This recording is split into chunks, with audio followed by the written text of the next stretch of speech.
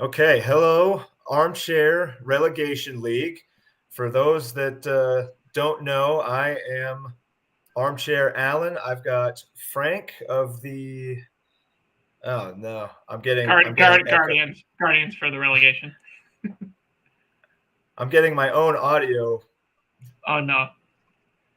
Oh Yeah, dear. what? Can you hear us? Yeah, I can hear you. All I'm right, getting I, an echo. I think I figured it out. So yeah, there's the worst intro ever. I had YouTube up for sending the link to the guys in chat, so I was getting my own audio recycled through the YouTube link. But anyway, yeah, Frank, I've got Adam. We'll go around and do introductions because this is a new league. But Frank, let us know who you are here and what you do in the ARL. So I'm the Guardians in the ARL. In terms of what I'm going to be doing in the ARL, hopefully winning. That is the goal. But obviously this is a hell of a group. So I'm looking forward to facing everyone, and everyone has built. Judgment aside, everyone knows what they're doing here. So I'm looking forward to the challenge.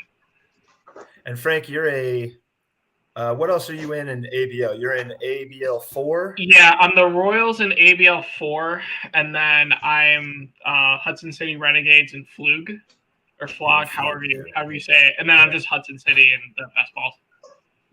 So yeah, you've been around the network a little bit. You were an inaugural ABL 4 member. You're now an inaugural ARL member. So becoming a little bit of a veteran in the network thus far. And then we have a true veteran, Adam, who runs the Milwaukee Brewers in the ARL. What else? What else all are you in AFN, Adam? I can't even remember at this point. It's like everything. I mean, I know I'm the Phillies in ABL.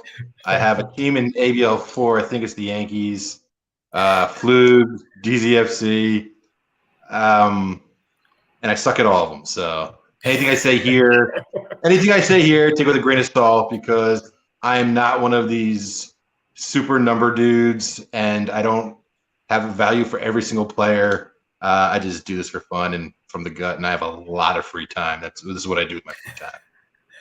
Hell yeah!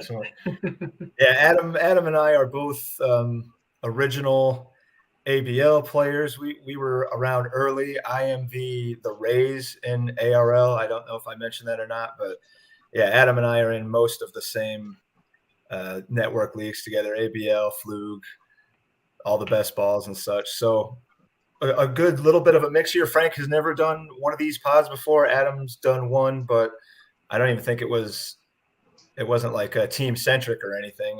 I don't even remember what you were on when it was a playoff preview. Playoff preview, yeah. So I was showing it to my kids earlier. Because I wanted them to see that I was on YouTube because they're all obsessed with YouTube. I'm like, I was on there, so I had to search for it. That's on TV. Yeah, that's on YouTube. Check it out. Yeah. So this was kind of, we do this for the ABL primarily, a podcast. And Frank hit me up a week or so ago and had asked if I planned on kind of doing a preview show for the ARL, which I had kicked around, but I didn't know if there would be true interest in it. I didn't know if there would be anybody that would want to do it with me because I didn't want to do it by myself. So when Frank hit me up, that kind of got the ball rolling. And then I asked Adam if he wanted to come on and do some as well. And so here we are. We're going to not really surgically pick apart every single team or anything, but we did kind of go through the rosters and I did some A, B, C kind of grades. Frank has his kind of own system. Adam does what Adam does. He's an old school kind of guy, like you said, pen and paper. So we're just going to kind of give. It's all there. It is. Yeah, boom. Yeah. It's all it's all opinion. We're not here to shit on anybody. This is all in good fun. Except Joe. To say except Joe. Maybe some good ribbing on Joe. Yeah, we've got other guys in this league, of course, that are ABL guys and such. So we'll probably rib them a little bit on the side. But yeah, this is just as we look at it. Go ahead, man. Just one thing real quickly. If you're an ARL guy, Alan and I didn't know each other before ABL. I didn't know anyone before ABL. and I now spend more time with these guys online than I do with real people. So it's become like a little fraternity, and that's very much true. Yeah, this is a really great group we have. Just the network in general, not necessarily just ABL or ARL. Just it's a great group of fantasy kind of nerds. We all have at least that one similar driving interest that we all share. That we're all sitting here doing fantasy baseball stuff in December, January, February, and just as excited about doing it as we are in the middle of summer. So, yep. But yeah, without further ado, this is I said in the Discord thread that we were just going to do the first half. I know, Adam, you went a little bit beyond that. I tried to go a little bit beyond that. If we can crank this out in 2 hours or whatever and get more than half done, that would be great. This is like the first time I've ever been called an overachiever. So better late than never. Oh yeah. All right. So opening, like, initial thoughts, Frank. I mean, you kind of gave them already, and I agree. This is a sharp league. I know I said it in the chat that especially during the prospect draft, this seems to be generally a pretty sharp league. These guys, by and large, seem to know their prospects. Most of the teams had a good auction, but just your initial thoughts on what the league looks like now that the auction is over and the prospect draft is over. I think everyone at least had some type of strategy or sort of formulated to a type of strategy. Like, there are some people that kind of went like all in for year one. There is some people that, like, Lenny is who really stood out because I think he only spent like $226 of the budget. So he wanted more like money ball flexibility for the future.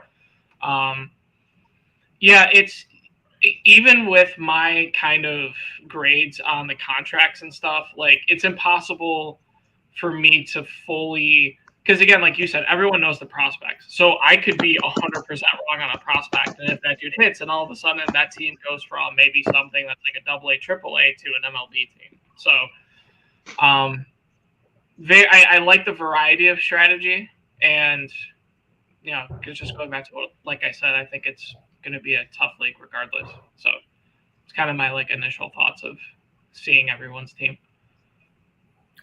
What do you think, Adam? Adam, having been through, now granted, this is a 24, ABL is a 30, ABL 4 is a 30. What did you think of that initial ARL auction as opposed to like maybe those other two that we've also been in? I'm not just blowing smoke, but I am, but there wasn't a $60 player, I don't think. I think I'm looking right now what the biggest number was. Ohtani was 65, and I think after that it was like 55 or 52 or something.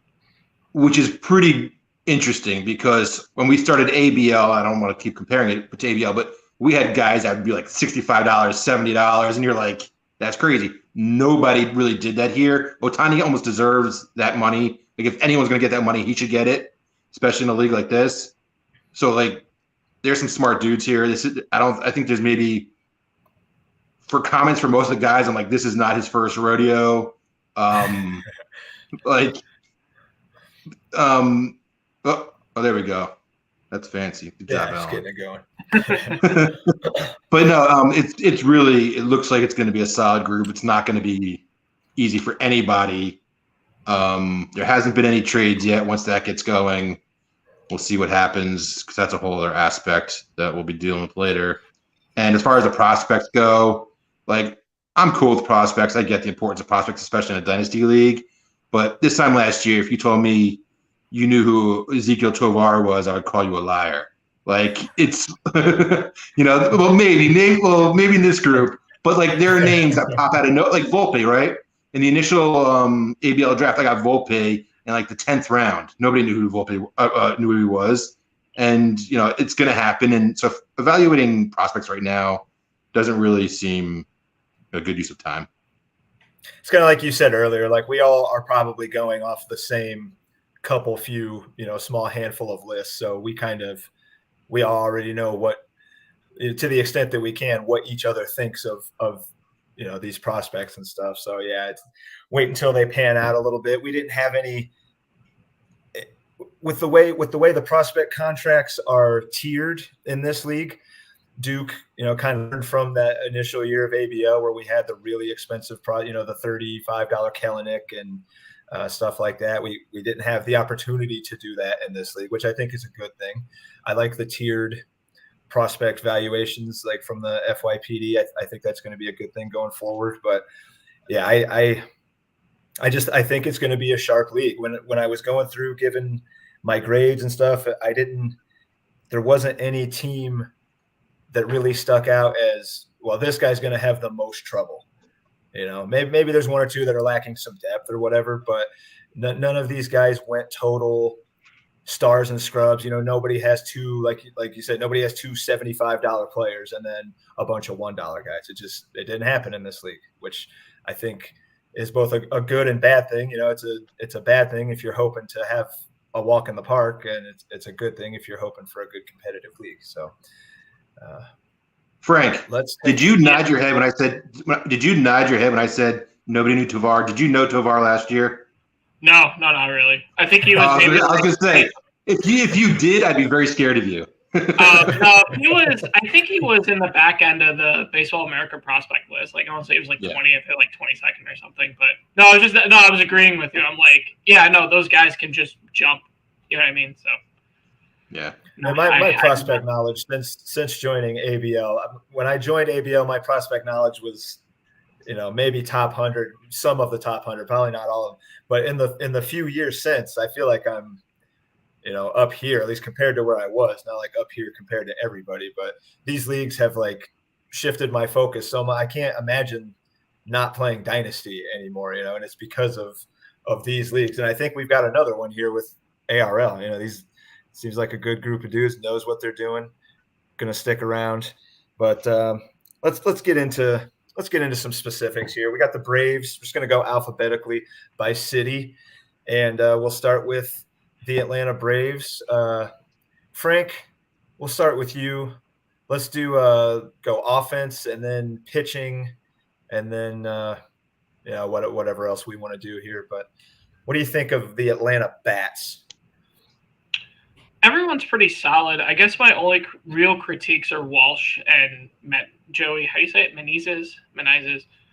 Walsh kind of seems like a platoon bat at this point, even though he was great a couple of years ago. They've really only split him out in the platoon split that he has. So for him to have to essentially start, like he's probably going to have to start Davis, which is fine, but I don't really know if Davis gets the at-bat. So first base is probably the weakness that he has. With that being said, Reynolds at 32, if he, especially in this league where it's points and like, the hits and stuff are, those kind of accumulator stats, like if Reynolds gets to where he was before, I think at 32, even though it's $32, like he'll be a solid enough value there. Varsho is the real wild card for me. He had great power speed stats. I can't remember if I gotta relook at his stats, but I think if he hits a little more ground balls, or if his hits, just overall hits bump up a little bit, like he destroys that 27. And if something happens to Will Smith, he can plug him in at catcher and like not lose anything. So I think Varsho can really take the team up to another level if he does repeat kind of what he did. I'm gonna look really The move to Toronto is huge. Oh yeah, absolutely. He only hit 235 last season. That seems like low for like his strikeout rate's under 25%. Has a 10% barrel rate. Like I mean if he hits 250, 260 and keeps up with what he did. And like you said in Toronto, like he's in the Rogers Center now. Better lineup, better ballpark. Yeah, I think he can He's gonna, I know the schedule's more balanced now, but he will be playing in Fenway, in Yankee Stadium, in Baltimore. Like it could change some things. Yeah, absolutely. So, and then just something to be said really quick too. Alberto Mondesi at 3. I mean, why not? Like, I think lest we forget, but if he clicks, I'd say that's pretty. He got good. really lucky. Got traded to Boston. That could Yeah. At least find some PT there. I mean, Mondesi, I think like most people, I would like him more in a roto. With auto-no scoring, I'm familiar with it. I haven't played in a ton of auto-no leagues, but I don't know. He hits homers, or he can hit homers. He steals bases. He doesn't walk much, and the obvious health risk. But for $3, we've seen the upside. We've also seen the floor. The floor is literally a zero, but the upside is 30-30 potentially if he were to stay healthy. So yeah, for $3, it's like it's kind of hard to shit on it. Trax doesn't seem to have a ton of faith in him, but I think they're just going on the last couple of years of what we've seen out of him. Can't really guarantee him 500 at bats the way he's been the last couple of years. So I gave Frank. Did you have like a grade that you gave Atlanta hitting, or? Yeah, I had it a AAA grade. Like, I think Bregman is kind of the one that might be, I don't want to say bad, but maybe he like falters a little bit because he's starting to get he's 20. I think it'll be his age 29 season.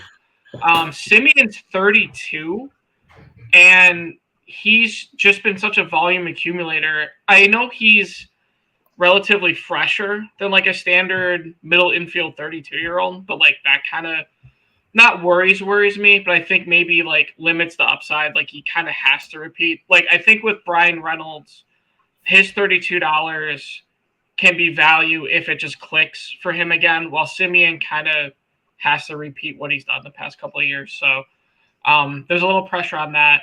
So overall, it's like if I'm wrong on like, maybe Jared Walsh goes back to what he was doing overall and he's able to get solid at bats out of Pollock and, Mondesi, again, like you said, with it being a points accumulation as opposed to a roto, him exceeding, it can be an MLB lineup, but just for like the balance and sake, I have it as a AAA lineup. What do you think? We didn't mention $8 Trevor Story either. The potential for, once he gets healthy and assuming he gets healthy, $8 Trevor Story could be a monster as well once he gets going. Adam, what do you think about the Braves hitting? Real quickly, I think he spent his money on hitting. As we'll touch his pitching in just a minute, but I feel like this. I don't. Who's this? Sean. I feel like he had his dudes. And he said, "I'm going to get these dudes," and those dudes were Will Smith, Simeon, Bregman, Reynolds, and Varsho. And I like all these guys. Like these are all guys that I want on my team. But I think he said, "I'm going to get them at whatever price they finish at, and then fill in the rest of it." I don't have him as AAA. I had him like around a B. So I think I would have him in the AA right now. I mean, his offense. His offense is better than that, but also there's no depth. One thing that I've learned is one of these guys goes down, he's in big trouble because his depth is not there, and that could be an issue later on. Yeah, agreed. I tend to be right there with you guys. I gave him a B with like the potential for B plus if kind of like Frank was saying, everything clicks. Reynolds clicks, Varsho clicks. I think Bregman is Bregman. I don't think he has a ton to worry about with him. But to your point, Adam, he's got some guys that play multiple positions, but the depth is really not. Like Mondesi is just shortstop. Soler is just left. Story is just second. And who knows really between the two of Mondesi and Story what you're going to be able to count on at bat wise. So yeah, the depth is a bit of an issue, but it can be an above average offense. I think just like how it looks on its face. This is I don't know how you guys did, but I didn't like look at the Braves and then I'm comparing them in my mind to the rest of the league. I was just going team by team, and then that's how it looks to me right then. If we did it all again and it was like, well, if we're comparing it to who we think is the best, then all the rankings are different. But yeah, just on his face, I'm kind of right there with you guys. A B plus if everything hits, and I think it's a fine offense. It could go off. Story comes back and as well. If he gets a healthy Adalberto, everybody stays healthy. We're gonna say that 24 times about 24 teams. If everybody stays healthy, this guy could go off. So we're gonna try to avoid saying if they stay healthy, but yeah. Yeah. But also, like, this is a team. Like, I'm looking at his minors real quickly. I mean, if he trades one of these two guys for a solid arm or for some like inexpensive bats, like he's up top. So who knows? Yeah, it's hard to find a team right now. I noticed that like doesn't really have good prospects. Everybody's kind of in that same boat where everybody's got some attractive prospects. It wasn't like that it's ABL 32. It wasn't like that. It just this I think is a sharp group. I think it's going to be a damn fun league. Braves pitching. I'll start with the Braves pitching here. I graded them similar to the hitting, a B with a B plus potential. 3 guys right out front that, again, maybe Sean is he a closet Red Sox fan because he's got a Red Sox pitcher that's kind of in that same vein as Story and Adalberto. You don't really know what you're going to get at a sale. If you believe ABL Josh, there's no reason to think that he won't be full go this year. But I don't know how much stock you can put into Josh's Red Sox takes. That might just be wishful thinking. It doesn't seem like he's going to be a 100-inning guy anymore. I think until we see that, you can't really say he's going to be. But Quintana is solid in this format. Drew Rasmussen is very good. He's got some good relievers. Holds guys, save holds guys. The potential of Sixto and Skubal and like Strasburg, it's like you might get 0 innings out of those 3 combined this year, but if 2 of the 3 of them come back and are, what they could be, suddenly that looks like a really good value at, $2 or $1 for Strass. So I gave him a solid B plus, maybe potential. It's okay. It's okay. It's good. It can be good. What do you think, Adam?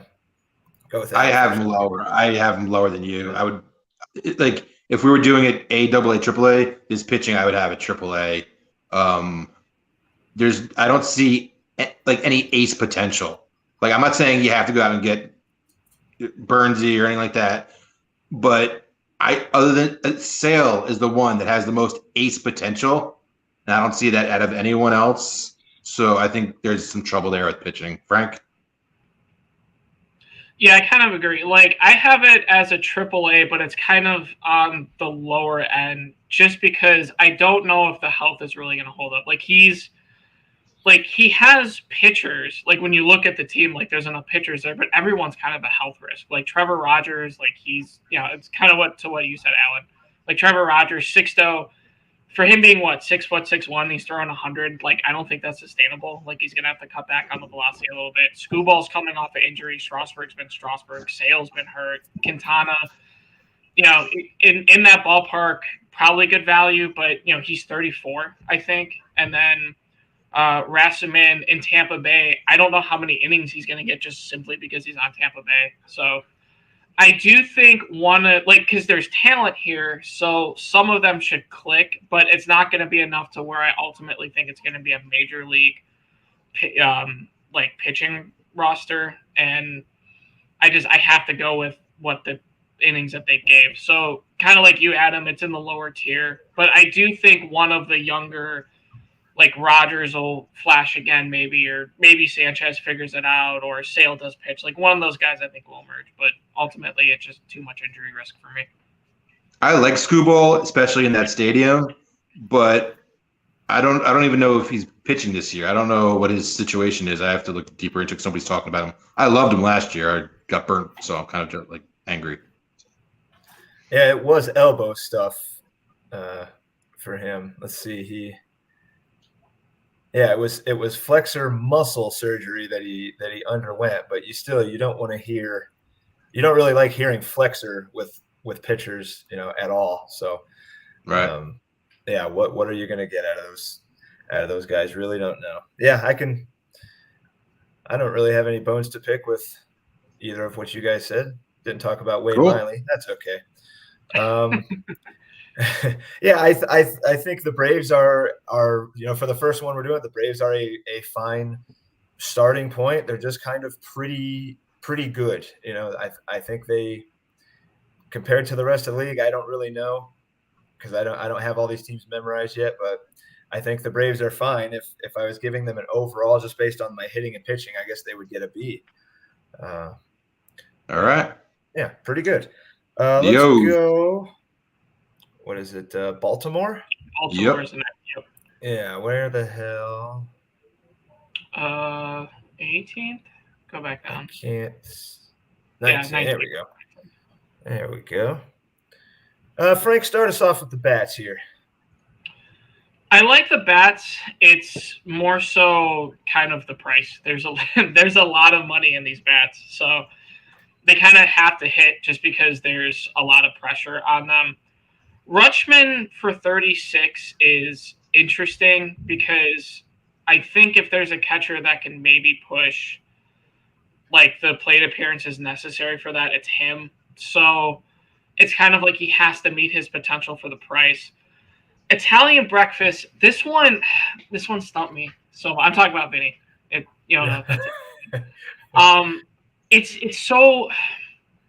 I looked at it initially and I hated it, but then I kind of like looked at the stats and whatnot, and he's a lefty, and there's the shift band, and he's already a good hitter, and he walks a lot. He barely strikes out. Like, it seems. I love him. I love it. Yeah. Like 26 seems high for I think like 300 at bats, but I mean, I wouldn't be shocked if he like just crushes it and he smashes the value. So I think he'll be okay. Like the floor is there. Like he's gonna play and whatnot while he's called up. So I don't think he's an issue. McMahon's fine. The third base is kind of. I worry a little bit, not of Turner and Rendon, but just kind of together. Like Turner's 38 and Rendon's 32, and Rendon's kind of been hurt. So he's an old 32. Rendon is an old 32. He got that Los Angeles money, and he's going the Albert Pujols route, where he's kind of like, well, I got paid. So, Jock Peterson, it's a bi-weekly lineup setup, so hopefully he gets the value for 6. I think it's fine, but it's tricky. Bellinger for 11 in the format. I'd rather have Mondesi at 3 than Bellinger, although Bellinger has actually shown the potential, so if he's risk averse to it, then he's good. Seager for 36, I like. It's a little high. Probably like my amount for him was 33 to go for, but I think not everyone, but there's articles where I'm saying the shift ban is really going to benefit him, and he's an amazing hitter as it is. So in this points format, I think 36 is fine. Soto at 52 kind of is what we were originally talking about, like with ABL and ABL 4 too. Like those guys like went for like 60 something. So for him at 52, I actually think that's like a value. Like with the walks and just as good a hitter he is, I think it's there. And then kind of the dart throws, like Keston Hiura, if he tones down the strikeouts a little bit, he's like a better Patrick Wisdom. I like Piguero. Good gamble on him for $1. But Badu's young enough where he can come back. Matt Wallner, I don't really know too much about him, but I think he has like a high. He's a big guy. When I looked him up, he was like Kenneth Vargas, kind of a comp for me. So maybe just a big dude that in Minnesota that just is cool for a while but flames out. And then Fran Mill's a good gamble at 1.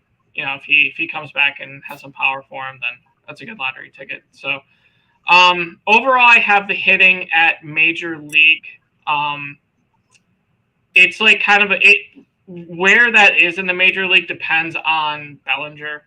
And maybe if Italian breakfast keeps up with what he's doing, like if Bellinger does what he did before, this might be the best lineup in the league, all things considered. But if Bellinger's kind of where he's been, then he'll have to start Badu because he's the only other current center fielder, and like that's kind of whatever. But with the money invested, like I like the players here, and it should hold up over a full season, I think. So we'll see. What do you think, Adam? I think like Atlanta, he went very hitter heavy with his money. Not a problem, just a statement. And I don't know if what their plans are, and I don't want to blow up anyone's spot or anything like that. But the 36 on Rutschman and the Soto price, it feel like they were kind of going for youth, and that and Bellinger's only 27. But what I've learned from my whole 2 years of experience is the inflation hits really hard. And Rutschman at 36 is I don't love it, but I can understand it. But next year at, I don't know if it's $2 or $3, it's like, whoa. So you don't really get to keep them. You don't really know if you should keep them, and that's going to hit hard next year. I may be thinking too far in advance. I don't know, but you think you can keep these guys long term, but when you see the new price, sometimes you get a little hesitant. So I don't know if that was part of the thinking or if that wasn't really thought about. I can't tell, but there's just so many $1 players. It looks like, I don't know. I have a solid grade for it. I'm like shitting on it right now, but I really do like this offense, and I do think it's going to produce. I don't know, contradicting myself, but like what you said, Matt Wallner. I see him. I'm like, he's the next Morneau. I don't know why. I collect baseball cards, and like I just see pictures of him. Like, this dude is just like a giant, and he's going to hit the crap out of the ball if he ever gets a chance. As we all know, Minnesota is extremely crowded right now. We don't know who's playing where.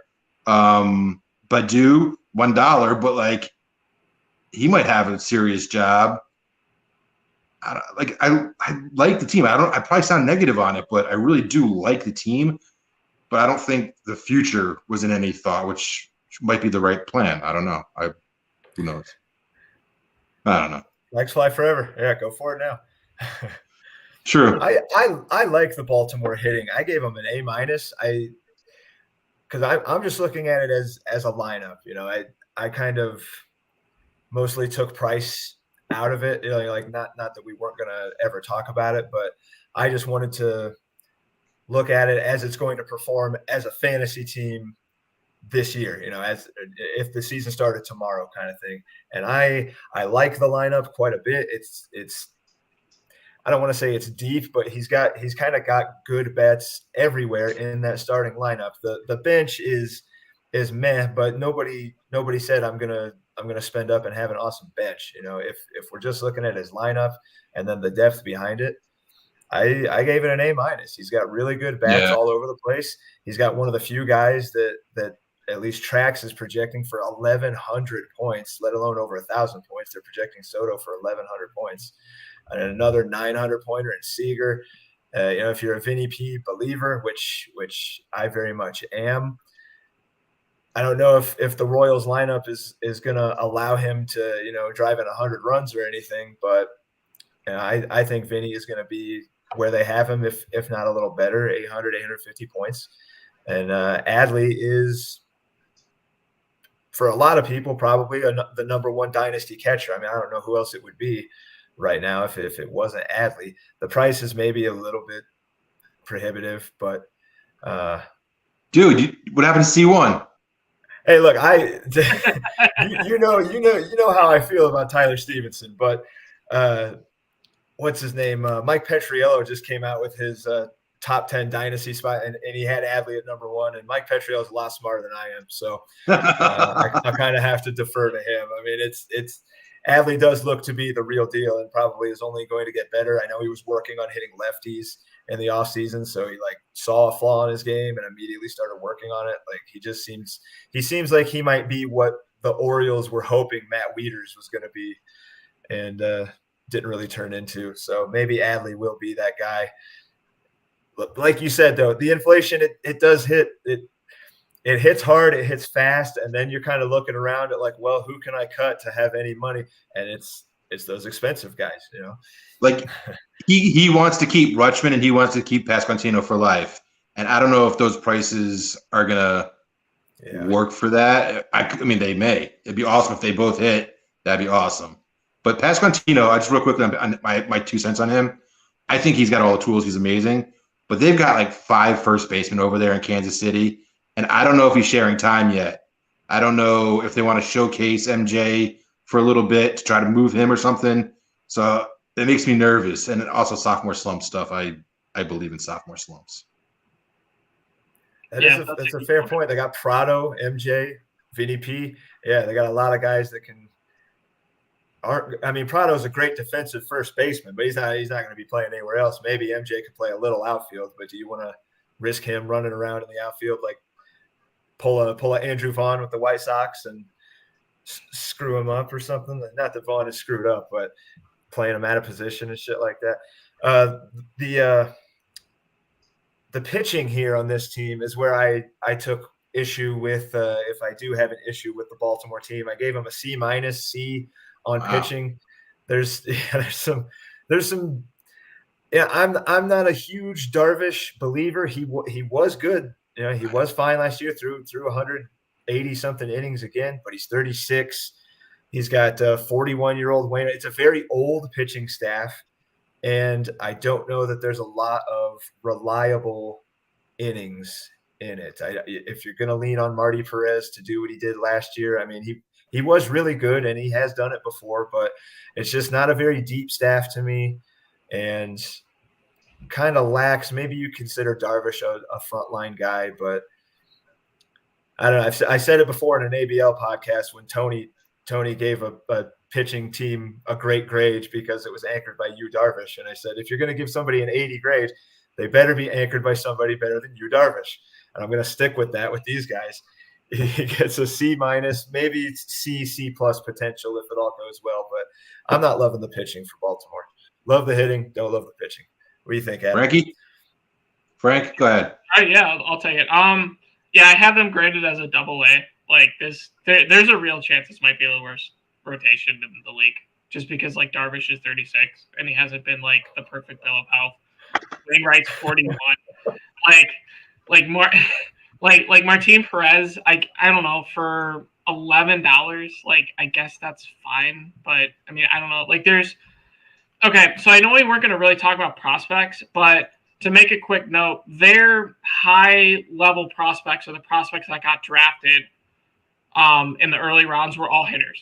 Like there's not a single, like Logan Allen is probably their best pitching prospect, at least in my opinion, but I'm also from Cleveland, so I'm biased. But they have Curtis Mead, Luisangelo Acuna, Carson Williams, and Evan Carter. Like all those prospect hitters seem like legit. So even if they have to, like, they're forced to keep Rutschman, they're forced to keep expensive guys, like there's at least a couple bats that can come in and do what prospects do and give you great value for the low price.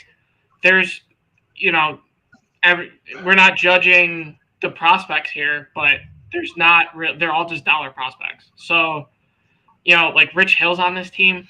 Kenley Jensen's 35, Drew Smiley's 33, Trevor Williams is 30, Adrian Sampson's 31. Like it just, I don't know. There's not enough juice here for me unless one of the prospects really comes out of nowhere.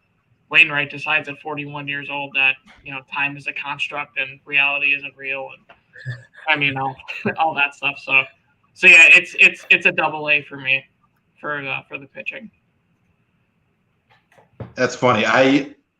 You have him at AA, which is where I would put him also, but I completely disagree, which is what's great about fantasy baseball.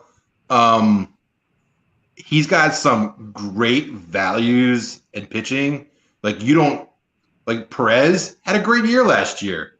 I think he faded down the stretch, but he had a really good year for $11. It's incredible. I'm a Darvish lover. Didn't mean like that, but I'm a fan of Darvish. I think he'll be all right. Rich Hill. Sampson. I think it's gonna be interesting. Smiley. These are guys that have been there and done that. They're 31, so they know how to work through a season. I don't know. Maybe I'm completely wrong, but I feel like he's got guys that are going to be there the whole season. Even if there's injuries here and there, I think they'll have jobs. I don't think any of them are in danger. Drew Smiley, I kind of like. I don't know. I don't hate this pitching staff. I kind of like it, especially for what it was paid. I mean, you can see the money was spent on offense, so he took what was left and put in pitching. I think he did really good for what he paid. So that's my 2 cents. Yeah, I think the pitching is. Go ahead, Frank. Or no. For like a boom and bust, like I can agree with that. I guess it's just more tough for me because I don't know, like Rich Hill's savvy, but he's 42. Like Drew Smiley's savvy veteran, but like being 33, I'm probably more of a sucker for youth and whatnot. I will say Kopech at 8 is very intriguing. Like there's a chance that if he kind of figures stuff out and whatnot a little bit more, and he's only 26 years old, like that could. So like if you have Martin Perez, Wainwright, and then if Kopech figures it out, then I can buy a lot more of what you're selling at him. I guess I just think like overall from a depth perspective, like I don't want every single one of my depth pitchers to be over 30. Like I prefer some youth and kind of something. So that's fair. That's fair. I think it's not great pitching. I don't think it's going to be the worst. I think it's good enough to get this team by because the bats are what's going to carry them. So it's hard. It's hard. Most of these teams do not have A plus hitting and pitching, but I think if health, of course, the Baltimore team is going to lean on the bats, and then the arms are going to be good enough from week to week. I think most of the time, if these guys work out, they can be. It's not great. It's not super deep, but you put the money in the bats. That's where the money is going to be made on this team. Let's move to Boston. Yeah. Take a look at the Boston Red Sox. Yeah, go for it, Adam. So this is the owner of this team is Josh, and he's the Red Sox. So I'm already getting like the cold sweats here. Like, oh boy, like we have an ABL Josh guy who loves the Red Sox. So I'm like, ugh. And like I'm a pinstripe guy. So this is. But anyway, my first note for this team was very balanced, very scary. This team, this dude Josh, who's way better than the other Josh, he has a dude, like a stud, at almost every position and then some on the bench. Like this dude, I'm just straight up A for his offense. And I don't see like any overspends. Machado at 35, that's insane. Yeah. I'm not a huge fan of Albies, but I could see why he would spend 25 on it. Mountcastle at 17. Like I know home runs faded. They moved the wall back, yada, yada. I still think, he's 25 years old. This guy, he's going to adjust. He's going to start to have a team around him. He's already become like the veteran on the team with all these babies coming up. He's got Stott on the bench. Like, if you know me, I kind of like Stott. But he's got Stott on the bench. That's how good his team is. He doesn't have – I don't think he has 2 $1 players on offense, and that's it. And he still has a deep bench. I don't know how much more I could say about it. I'm really impressed with this offense. Yeah, I'm right. I gave it an A as well. I don't really have much to add from you. He does seem to have, if you want to call all these guys studs, I think you easily kind of could. Maybe not Heil Kepler, but we've seen what he can do. He can be a 30 homer guy, if he gets right. But yeah, it's a very good, very balanced offense. Corbin Carroll, top. If you want to still call him a prospect, I think Gunnar supplanted him as like the number 1 guy, but was just the number 1 guy and has shown that he can hit major league pitching. Is going to be a fixture and a nice young up-and-coming outfield, up-and-coming offense on that D-backs. Yeah, very, very nice. Very nice offense. Gave it an A. What do you think, Frank? I'd just like to say in regards to Mr. Ryan Mountcastle, to quote a very wise man that once said, probably 30 years ago now or so, Mr. Gorbachev, open this gate. Mr. Gorbachev, tear down this wall. $17 for Mountcastle is a good enough value as is, but yeah, as alluded to, if they tear down that wall, like he'll be a monster at 17. So, he was a good kind of anchor point for me. Like, would I rather have Mountcastle at 17 or Vinny Pasquantino for 26? And like, gun to my head, I prefer Mountcastle just because of kind of what he's shown. Like, if he would walk a smidge more, like he'd probably be like awesome. But again, for 17, he's good. The real, I guess, weakness is like Travis d'Arnaud is his only major like catcher right now. He has 3 catching prospects that will, like, I'm not sure if Miguel Amaya, like, he maybe gets called up because I think it's just Yan Gomes in Chicago right now, and then I think Ronaldo Hernandez is. I mean, he's Josh. He would know more about Ronaldo Hernandez, but maybe he's close and whatnot for that. So he's got to shore up the catcher. Or maybe he doesn't. Like, maybe one of those guys comes up and they're good. But that's really the only real weakness. And, yeah, to your guys' point, too, the bench. Like, Candelario for $1, like, he showed flashes. Bryson Stott for $8, he can turn it around. Tyrone Taylor showed some flashes. Cal Stowers. So, like, yeah, I can't really, other than my, nice little history lesson, I can't really add too much. And I have him in a major league hitting roster, so. You know who Mountcastle reminds me of? Maybe he doesn't necessarily like achieve his highest upside. He is going to be the next Nick Markakis of that team, where he is just going to like grind and be really, really, really good every single year. And by the end of his career, you take a look at Nick Markakis' numbers and you think, man, not a Hall of Famer. He could be in the conversation, if he would have played one more year, and hit maybe a couple more, man, he had a tremendous career, did a very under the radar. That is who Mountcastle reminds me of. Bunch of doubles, just steady guy. Yeah, so that's the offense for the Bostons. The pitching, I was a little harsher on, kind of like Baltimore. I gave a C plus to the pitching. Gossman is a fine frontline guy. Montas, the value at $12 could be fantastic. I don't really know. It is shoulder with him. Am I crazy? Yeah, shoulder inflammation. Expected to at least miss the first month, and it feels like they announced that like a month ago.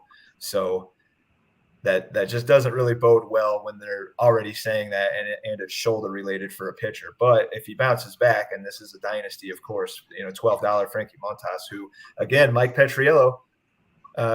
No, it was Framber. It wasn't Montas. It was Framber. He called the top 10 pitcher. Okay, yeah, never mind. But still, $12 Montas going to the Yankees, could be great. But it's a little thin after that. Bailey Falter, I just read today, may well lose the 5 spot in that rotation to Painter as camp breaks. Probably not going to happen. 19-year-old Painter, but the idea is getting kicked around at the very least that he could be in danger already of losing a rotation spot. So do you want to lean on him as like a 3-4 guy? Haney is showing the potential, but oft injured, kind of you're going to get 120, 130 innings out of him and call it a really good season. Probably they'll be good innings, but you really have to be happy to get that out of him at this point. So yeah, I gave him a C plus potentially on the pitching if it all goes right, but I don't love the pitching as much as I love the hitting. Frank? I agree. I'm a little more generous. I have them as a lower kind of AAA. Simply because you have Grayson Rodriguez, you have Jordan Balsalzovic. I might have butchered that last name, but a lot of the guys are closer than not for his pitching in the minors. So I feel like the depth that the current starters have might be offset by like one or two of those guys coming up, like especially Grayson. Like if he comes up and he's as advertised, then like, this rotation's all of a sudden awesome.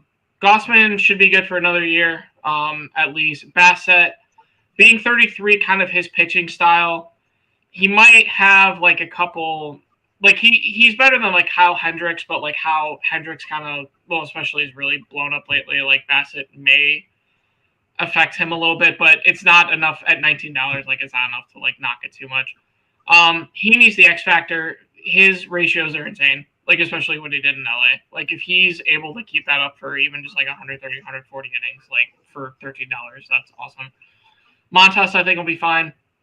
Ian Anderson as a fab $9 dart throw is a little interesting. Like I think when he came up, there was some regression expected, but I almost kind of think that we've forgotten about him too much. Like I could see that he can contribute, 80 innings or maybe even like 100 innings to the Atlanta rotation if they get hurt.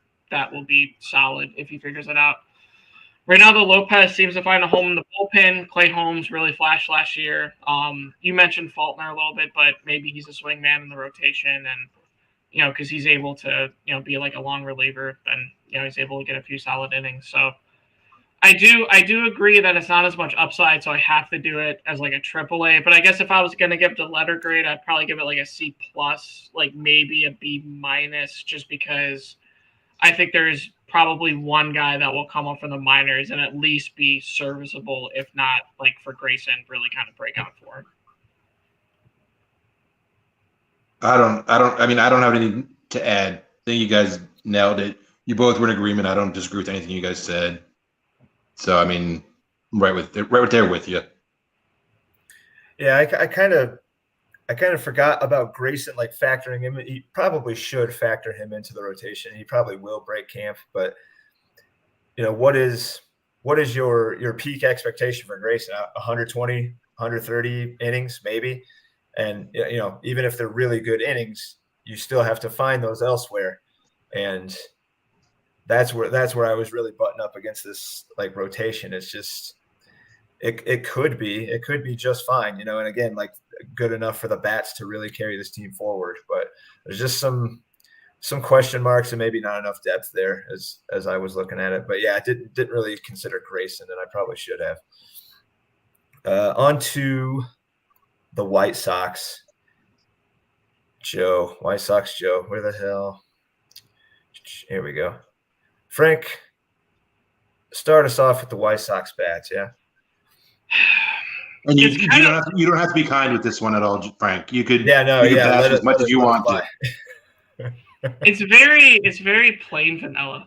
Like outside of Freddie Freeman, who I think's even at $37 is I think kind of a good contract. Like just Soto at 52 versus Freeman at 37. Like just from a talent perspective, like I think Freeman will have another couple good years in him. Contreras is fine. Edmonds fine. Rojas like kind of fine if he plays. Crawford fine. Like it's not bad for the dollar values that he got the players at. It's just not enough like oomph to the lineup for me to really. I don't know. Like Blackman, he's 36. Like Pham maybe is a good value at 3, but. It's a AA lineup. Like it's fine for the dollar amount, but kind of like what you alluded to. There's not really much outside of Freeman and Contreras and Edmund to really kind of be too excited about here. So it's not exciting, and it's an on-brand lineup for Joe. If you know Joe, Freddie Freeman, a good catcher. That's kind of Joe's like 1-2, and most of the leagues I've played in with him, he snags a good first baseman. It's often Freddie Freeman, and a good catcher, whether it's Real Muto or Contreras, but that's very on brand for Joe. What else is on brand for Joe is to have kind of the boring vanilla guy, but that he can guarantee is going to get at bats. He's got every spot filled, and he's got every spot filled with everyday at bats. I gave Joe a B+, A- for lineup. Joe is a very smart fantasy player. He has a very good team in the ABL, and this is a guy that knows what he's doing. So I'm not a big Tommy Pham guy. I was surprised to see that in this format he was as good as he was last year. I kind of was. I thought he was kind of like in that like fantasy oblivion, but he's actually really good last year. Not saying he's going to continue it, but I was a little surprised. He's got okay depth. Gio on the bench, Hosmer, everyday first baseman on the bench. McCormick can play all 3. I think it's a pretty solid lineup. I'd love to shit on Joe, but I just can't. It's good. Adam. Well, the first thing I noticed is that Joe drafted as many guys as he could that's close to his age. Between Freeman, McCutcheon, Blackman, Hosmer, they're all going to be getting their AARP cards soon, pretty soon. Or is that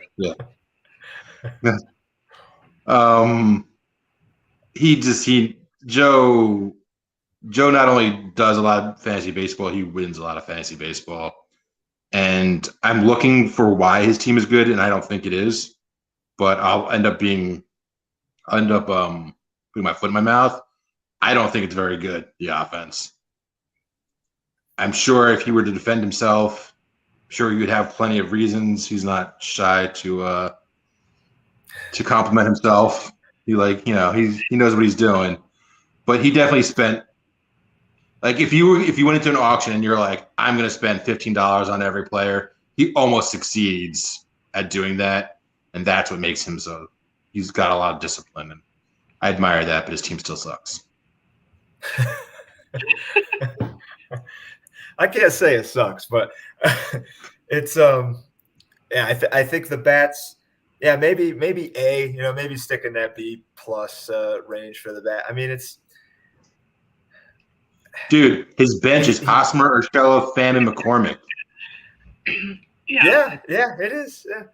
He's in big trouble if, say, J.P. Crawford goes down. I mean, but he can throw Tommy into shortstop, and then he's got a couple guys that can move into second base if he has to put Edman at shortstop. So, like, he's got the ability to shift these guys around if somebody goes down, even though it's not a super deep bench. But I don't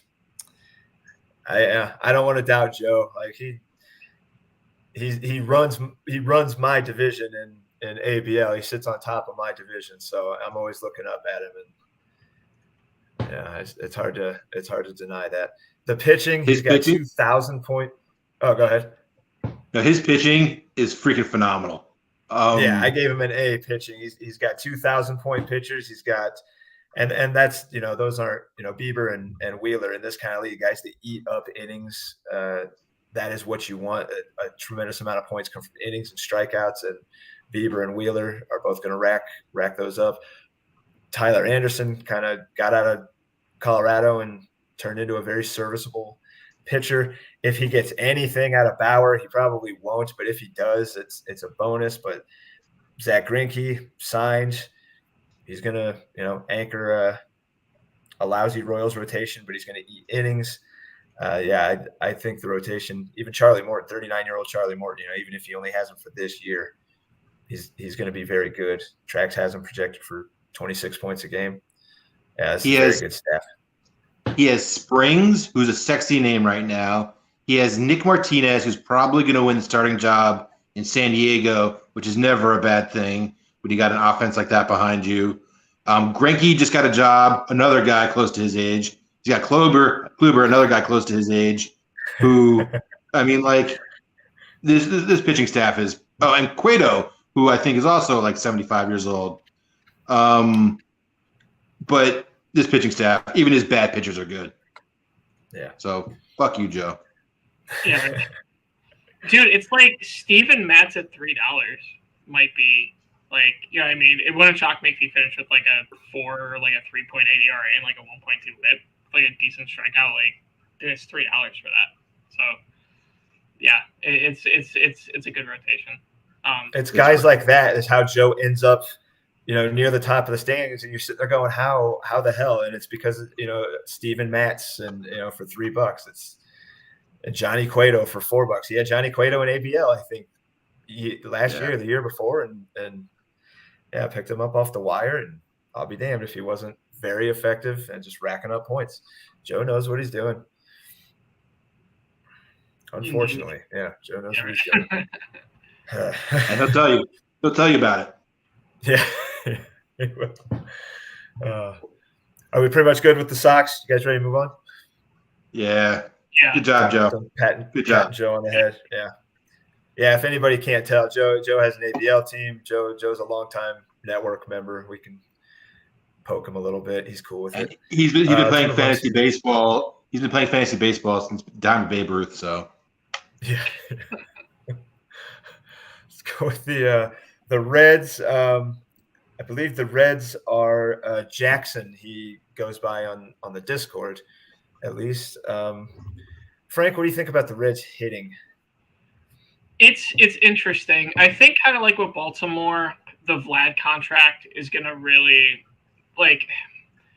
I think Vlad at 48 might be I prefer Freeman at 37 than Vlad at 48. But like if Vlad like returns the value on it, like I wouldn't like be shocked. Like he's the top tier guy.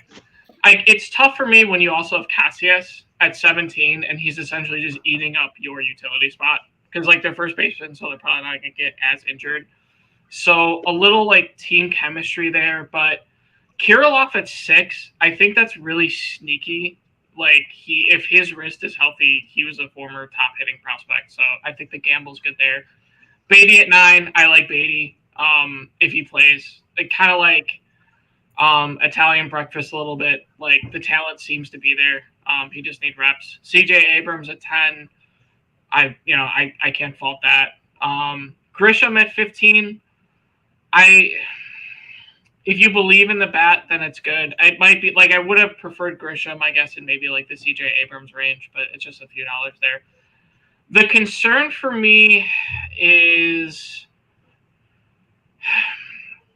like I don't want to have to rely on Nick Senzel, who's my starting center fielder right now, and then Will Myers at 11 kind of seems high, even though in Cincinnati, like they're saying, oh, he's a good sleeper and he's a good bat, kind of should bounce back in Cincinnati. But I think at 11 you're kind of projecting a little bit.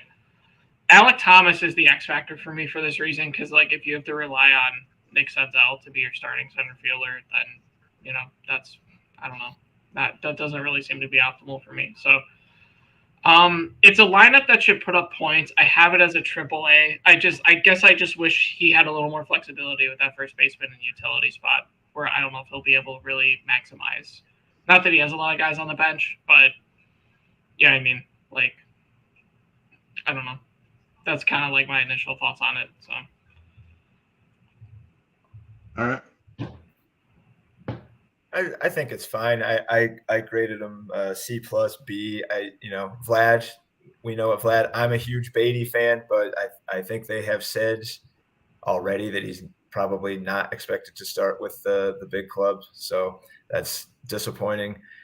Kirill, he's got a good handful of guys there that like the shine has worn off of, but still are plenty young enough and can reach their potential. And guys like Abrams and Kirilloff and even Cassis, if he ever really had that much shine outside of Red Sox Nation to begin with, I know he did, but I'm just poking at Red Sox shot. Jose Barrero is nice for $1, and Thomas for 7.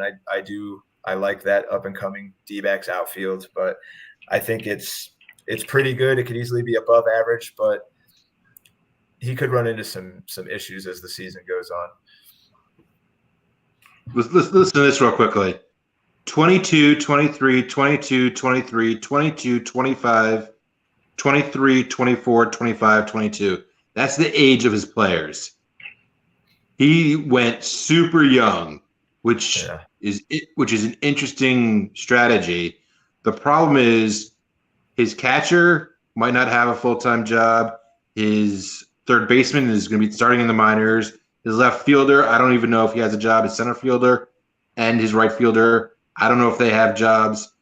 I think a lot of these guys have some bright futures. I do. But I think he's in for a little bit of a rough year with this offense. Even looking, I went through his minors, and there aren't any guys that are on the cusp of getting called up, except for maybe Weimer, which I hope for other reasons he does. Maybe Kowser. But I think he's in for a rough year offensively. And I love these guys. I'm not shitting on it. And they're all great values. He may have an awesome team next year because of this. But I think this is going to be a long year. What is the plan for Vaughn Grissom in Atlanta? Like, what is it? It can't be second base, right? I mean, they've got Ozzie. Is it shortstop? Is that supposed to be what it's going to move to? And then at shortstop. Okay. Which I mean, kind of seems right, but trying to see who's on. I mean, they don't really have. They have Orlando Arcia, who is their bench. Yeah, I don't think he's blocking anybody. Yeah. So it's probably Grisham's job to lose. Yeah, it's for me. The thing with him was 350 BABIP. Xwoba 326, which isn't too bad, for a $15 player. I guess I just expect some regression a little bit, and being young, there is like you kind of said, a sophomore slump. So, if he's not playing, then all of a sudden, you need Barrero to kind of hit because you'll have to shift Abrams to second, and Barrero play shortstop for you, and just add into Adam's point, it's probably going to be a rough year, at least this year, until the young guys kind of make their mark.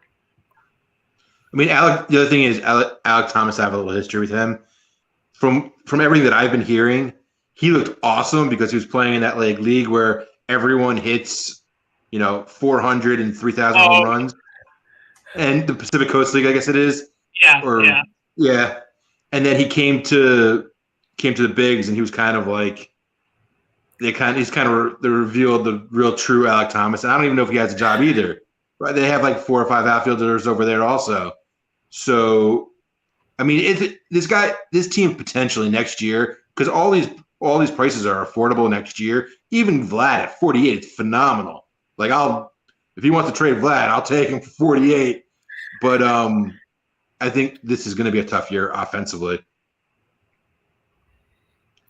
Pitching. Yeah, what do you think about the pitching? My first thing was as a big bet on Cease. That was the first thing I wrote. I know he's got some buzz and there's people talking about him. 35 is steep. Luzardo,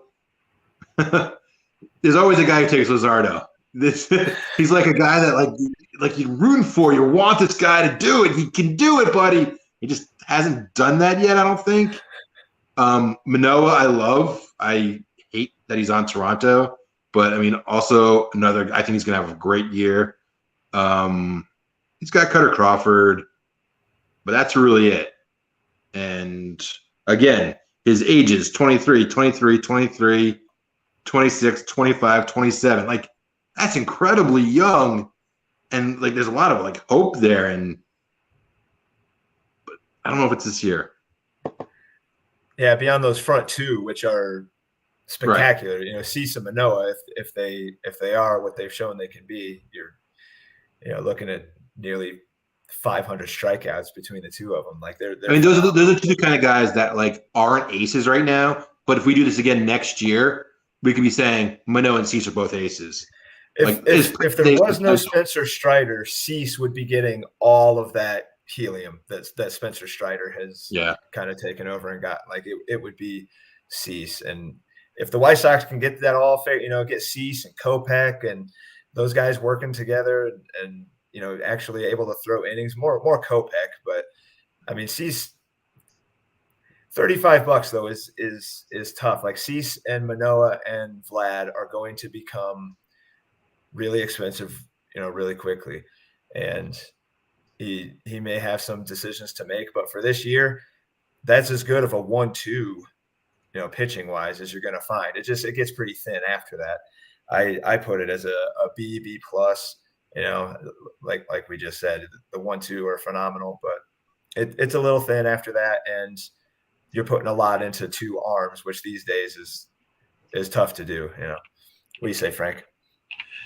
Kind of the same boat. I just worry about Manoah a little bit because he had a K per 9 at 8.24. So I don't know. I'd rather have him at 30 than 35. Because it kind of seems like Lance Linney-ish to me. He had a 2.24 ERA. xERA is 3.31. FIPS 3.35. His BABIP was 244. Which I'm not sure if that was just talent or luck related. So I'm expecting a little regression out of Manoah. But to extend an olive branch with Dylan Cease, if Cease cuts down the walks, he's insane. He might. I'm not saying he might will be the best pitcher in the league, but if he trims his walks from a 3.8 last year to like a 3 and keeps his strikeouts where they're at. Like he's insane. Like he really figured some stuff out and emerged for them. So,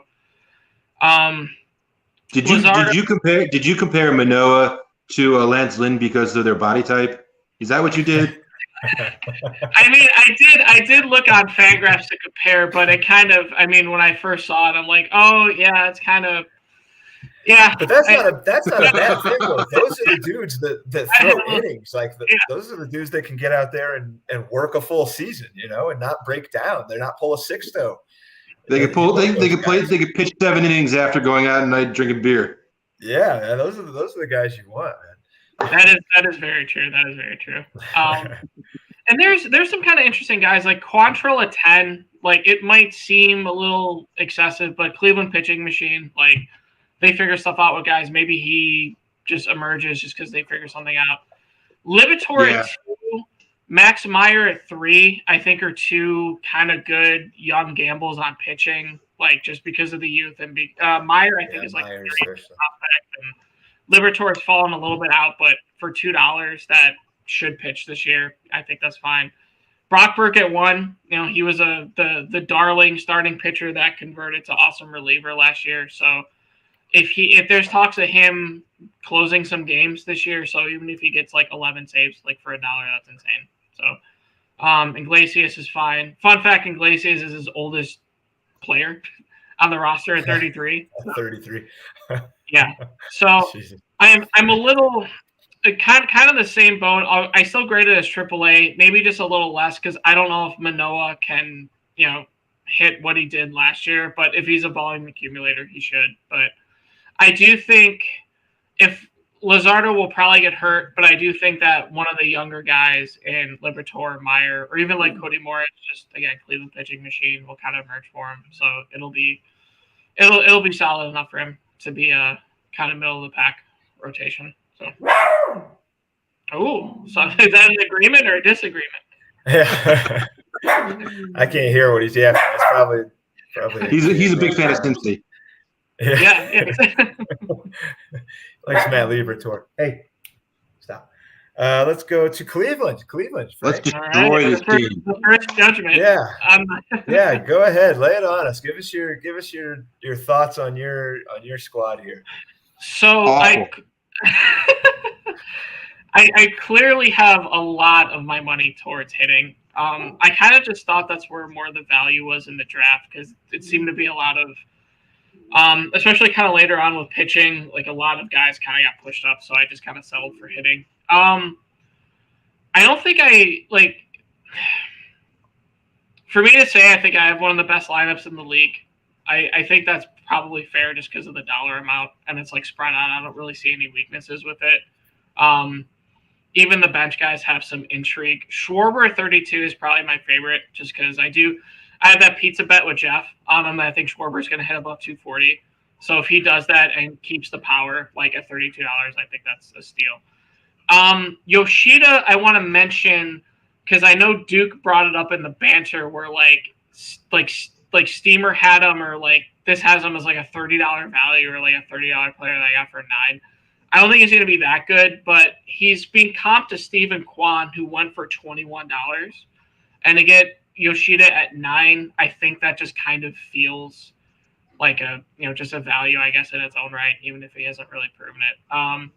Seiya Suzuki at 15, I think that has some value just based on the talent. Like if he plays a full season, I think he returns value on that. And then Kirk at 25, if he plays in this hitting format where, hits count, walks count, doubles count and whatnot for probably more than they are worth in a roto league, I think that's value. But he has to stay on the field and, probably maybe prefer Jansen over Kirk as a catcher. So hopefully Kirk plays some like DH and stuff. So I grade my lineup as a major league lineup.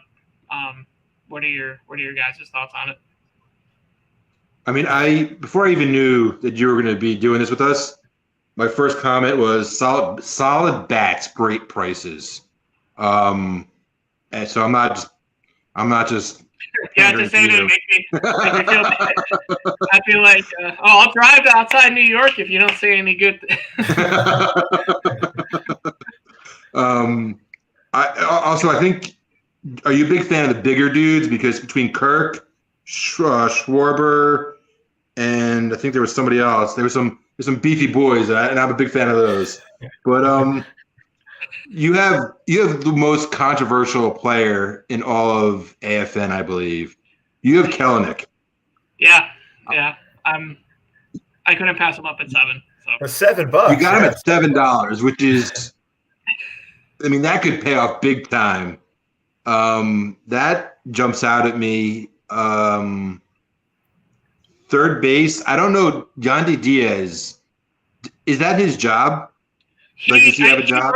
He rotates between third and first. Like, I don't know if someone's going to be called up where it kind of replaces him, but they just extended Yandy, so yeah, I think he'll be, even if it's not his primary job down the line, I think he'll be like third base eligible for fantasy purposes. So. And yeah, I mean, Correa at 29. I know some people hate that. I love that. Like I think he's motivated, and I think he's gonna be really good. I understand why the controversy with 12-year contract, but I think in the next 3 years, I think he's going to be nasty. Rogers playing in Colorado, can't go wrong. Yeah. And I like the well-balanced offense and everyone's prices, and yeah, I'm good with that. Well done, Frank. It's a great lineup. I gave it an A, and I don't have a lot I can add to it. I mean, it's not stud at every single position, but it's clearly where you focus most of your money. Potential stud. Yeah, potential stud. I mean, Yoshida, I did see him taking some BP the other day, and he does have a very smooth lefty swing. I mean, kind of easy. I want to say easy power, but just like easy gap power. Like he's gonna lace a bunch of doubles, probably gonna score a bunch of runs. Maybe 20 homers or so. But I think for the price, you're probably looking at very solid. Same with Suzuki, really. Like a couple, for $24 total, you lock both of those guys in. I think that's really solid. And got some flexibility on the bench. Kelenic, of course, the best shape of his life, has already started up, and he's going to start up in the ABL auction tomorrow. I bet you he gets nominated day one, and we're going to see the Kelenic saga start anew in ABL. But I like his $7 price here, and I gave it an A. I think it's a really, really good lineup. With that being said, pitching. Now, pitching, again, I feel like I've said this with a few teams. Pitching is where I have the issue.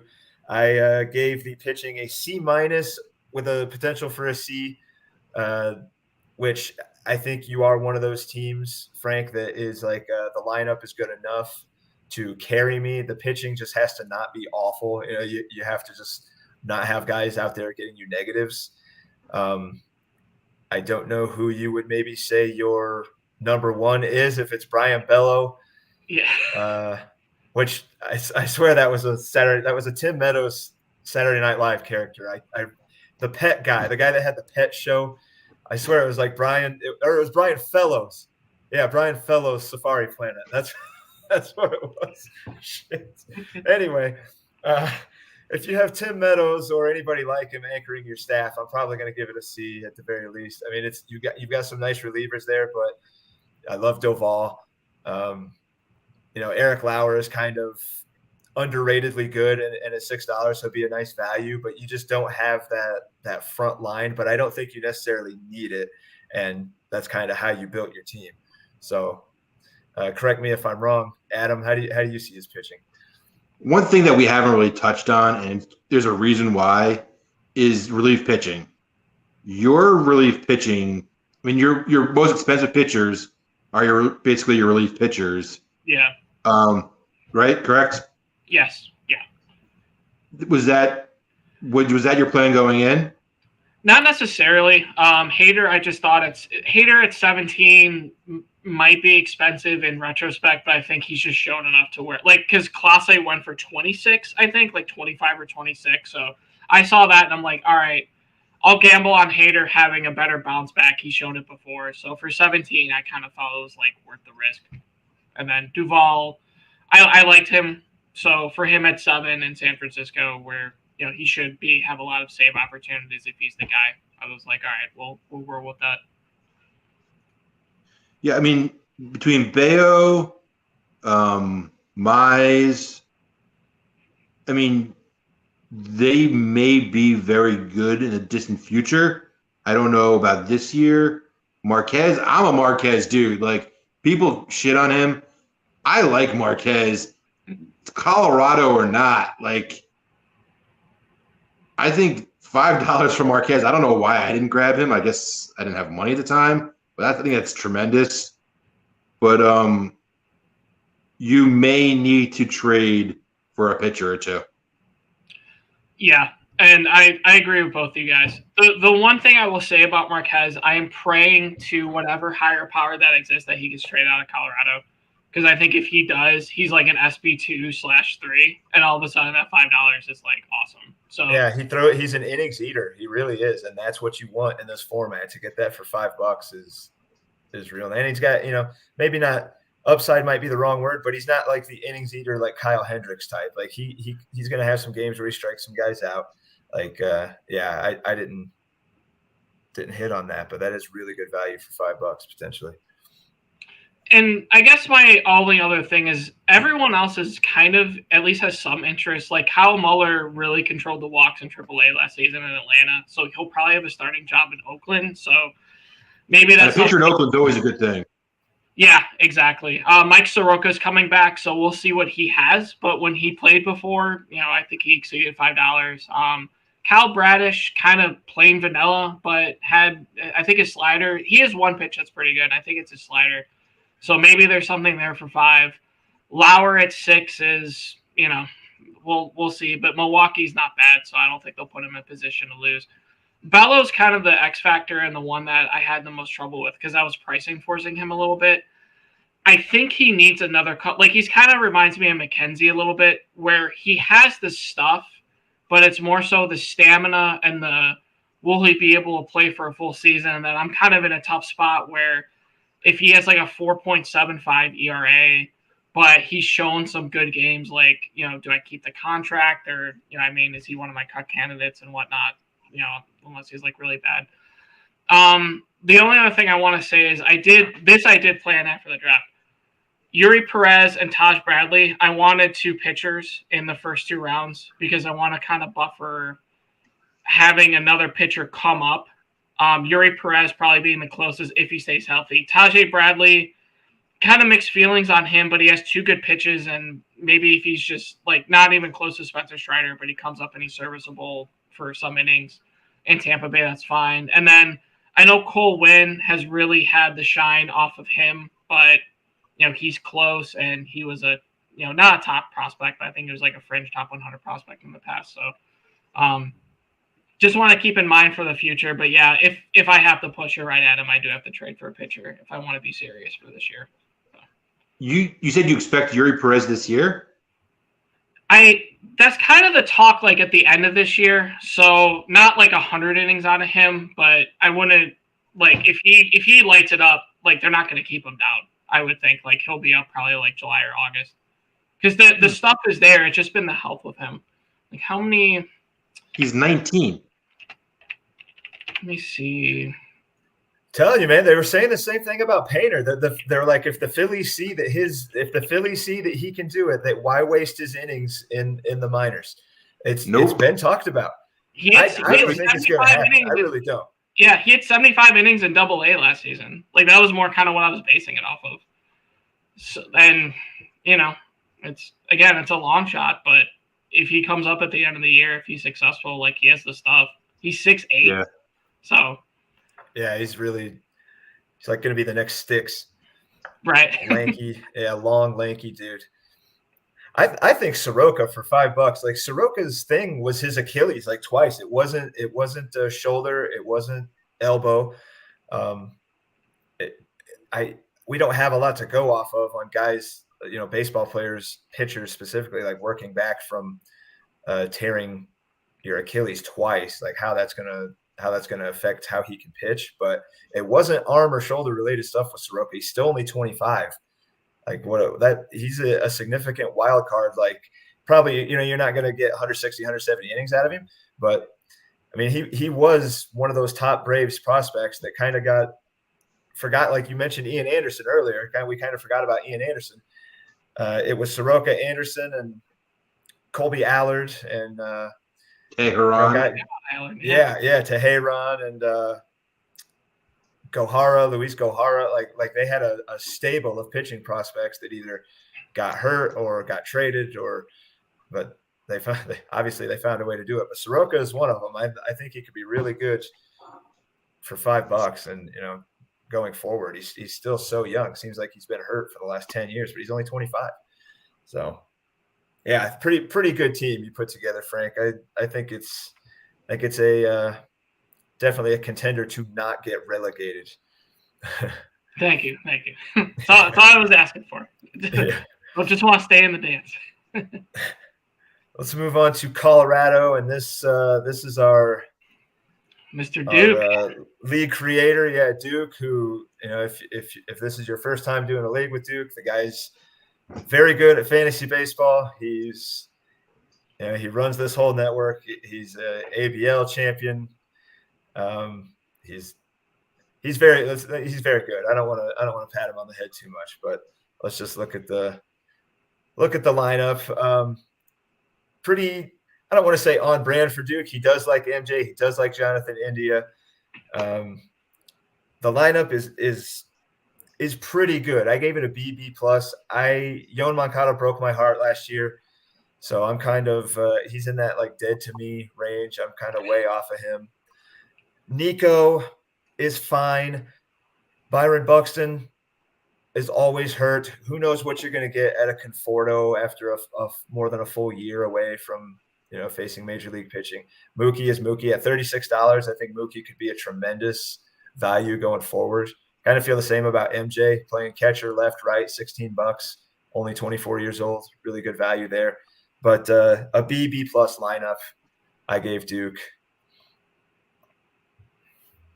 Even just like in Duke fashion, his worst player just got signed and was like guaranteed a job, and no one expected it. It's just Duke. Dylan, I'm talking about Dylan Moore. Duke is Duke. I don't know. I don't like the team that much, but something he does always manages to win. Like, I don't know how he does it. Every player is $10. I mean, other than Buxton, which I don't know what he's doing with Buxton. That's pretty crazy. Yeah, that's off-brand for Duke. Yeah, Buxton is off-brand for Duke. But like every player is hovering around $10, and will probably. This is one of those things that these super nerds are teaching me. They're all going to return $15 value, and that's where he wins. That's the side that I still need to work on. I know myself, but like he got Mancini, I don't know how many weeks ago, and then Mancini signs with Chicago like a week later. It's like fucking Duke. Every day at bats, yeah. I mean, he's playing in Ricky. Yeah. And Betts. Don't get me wrong, Betts at 36 is a phenomenal deal. I don't like Betts. I actually think they're gonna. It's kind of sacrilege, but I don't think Betts and Freeman will actually play 150 games this year because they're playing for next year. I think they want to keep them as healthy as possible. That may be my overthinking. I don't know, because these are potential Hall of Famers. They don't want to throw away stats, but at the same time, like, it's good. I have my big bold prediction for the year is going to be, I think, Arizona over the Dodgers in the division, because I don't think the Dodgers have anything. I think they're in trouble. But anyway, Duke, I mean, he has Massey at $4. Massey's probably going to be the top 3 second baseman in the league this year. Watch me. It's going to happen. Okay. It's Duke. So, Frank, you don't know Duke. You've known Duke for a year. What do you think about this? And you could bash him. It's okay. I just want Yohan Moncada to not be good so I can get my Jake Berger dollar share in the lineup for third base because he had like I think it's likely. Yeah, he had like a 115, 116 max exit velocity the past couple of years. So I'm rooting for that. No, the only real blemish is Josh, like just from the Cleveland articles and stuff that I've seen in the stats for Josh Naylor the past couple of years, he's strictly going to be a platoon bat. So for $8 and kind of having to navigate that, like that might, it's a small blemish because it's $8. And Carlos Santana, he's probably going to be a one, especially if his ground ball rate, if his fly ball rate stays lower, will benefit the most from the shift because I think he's one of the most shifted guys when he hits lefty. So to have him at $4 is a pretty good depth piece. Whether how much playing time he gets in Pittsburgh, who knows? But that's my only real, weakness. Like Nico Horner is probably going to be really sneaky at 7 just because I think he had 10, 12 home runs last year, hit a lot of doubles, puts the ball in play, for $7. That's, again, just for what you guys were saying, just that $5 accumulation. And then if Buxton gets him 450, even 500 at bats, then he obliterates the $20 value. So, yeah. No, well done. And then Duke's pitching. What do we think of Duke's pitching? I'll go first for this one. Rondon scares the shit out of me because he has shown the fatigue and kind of for him to return 35, he has to pitch probably, close to like where he is. I don't know if New York is going to be any different for him. Sometimes pitchers just kind of melt in that environment. I think with like kind of the health risk and whatnot, he might regress to where the contract gets bad.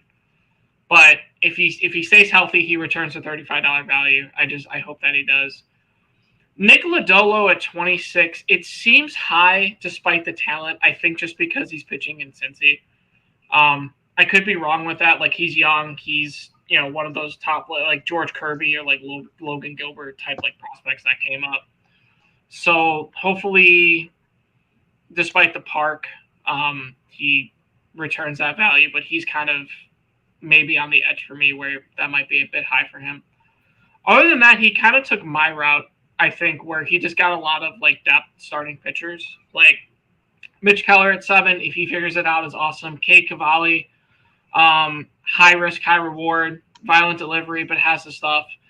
Clevenger before, the news of his stuff at 6, if he plays, he'll be good. Means at 3. I don't know if he's going to pitch this year, but when he comes back, he'll be good. Ryan Nelson at 3. Eduardo Rodriguez at 7. That could be sneaky if he's healthy. Cobb at 12. He's older, but Cobb returns value at 12 since he's been in San Francisco. So I give it a AAA with like a fringe AA if Rondon gets hurt because I don't know if there's enough to really – kind of like mine, where if Rondon gets hurt, outside of Lodolo, there's no really like clear guy to get him points. So it depends on the health for him. But if Rondon stays healthy and a couple of those smaller price guys hit, then then he's in good shape. So that's all pretty right on.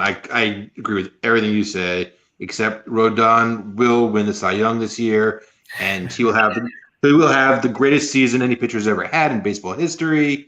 That's actually going to happen. I wasn't sure about it, but now that I know that Duke has him on his team, it's more likely. One thing we didn't talk about, he got Clevenger. Yeah. So that's $6 wasted. I don't know. I don't know. He ended up being a little feisty boy. But and he like Duke got Means. I'm sorry I didn't. I think that was clever. It's a nice price. Yeah, $3. I wish I had done that. Yeah.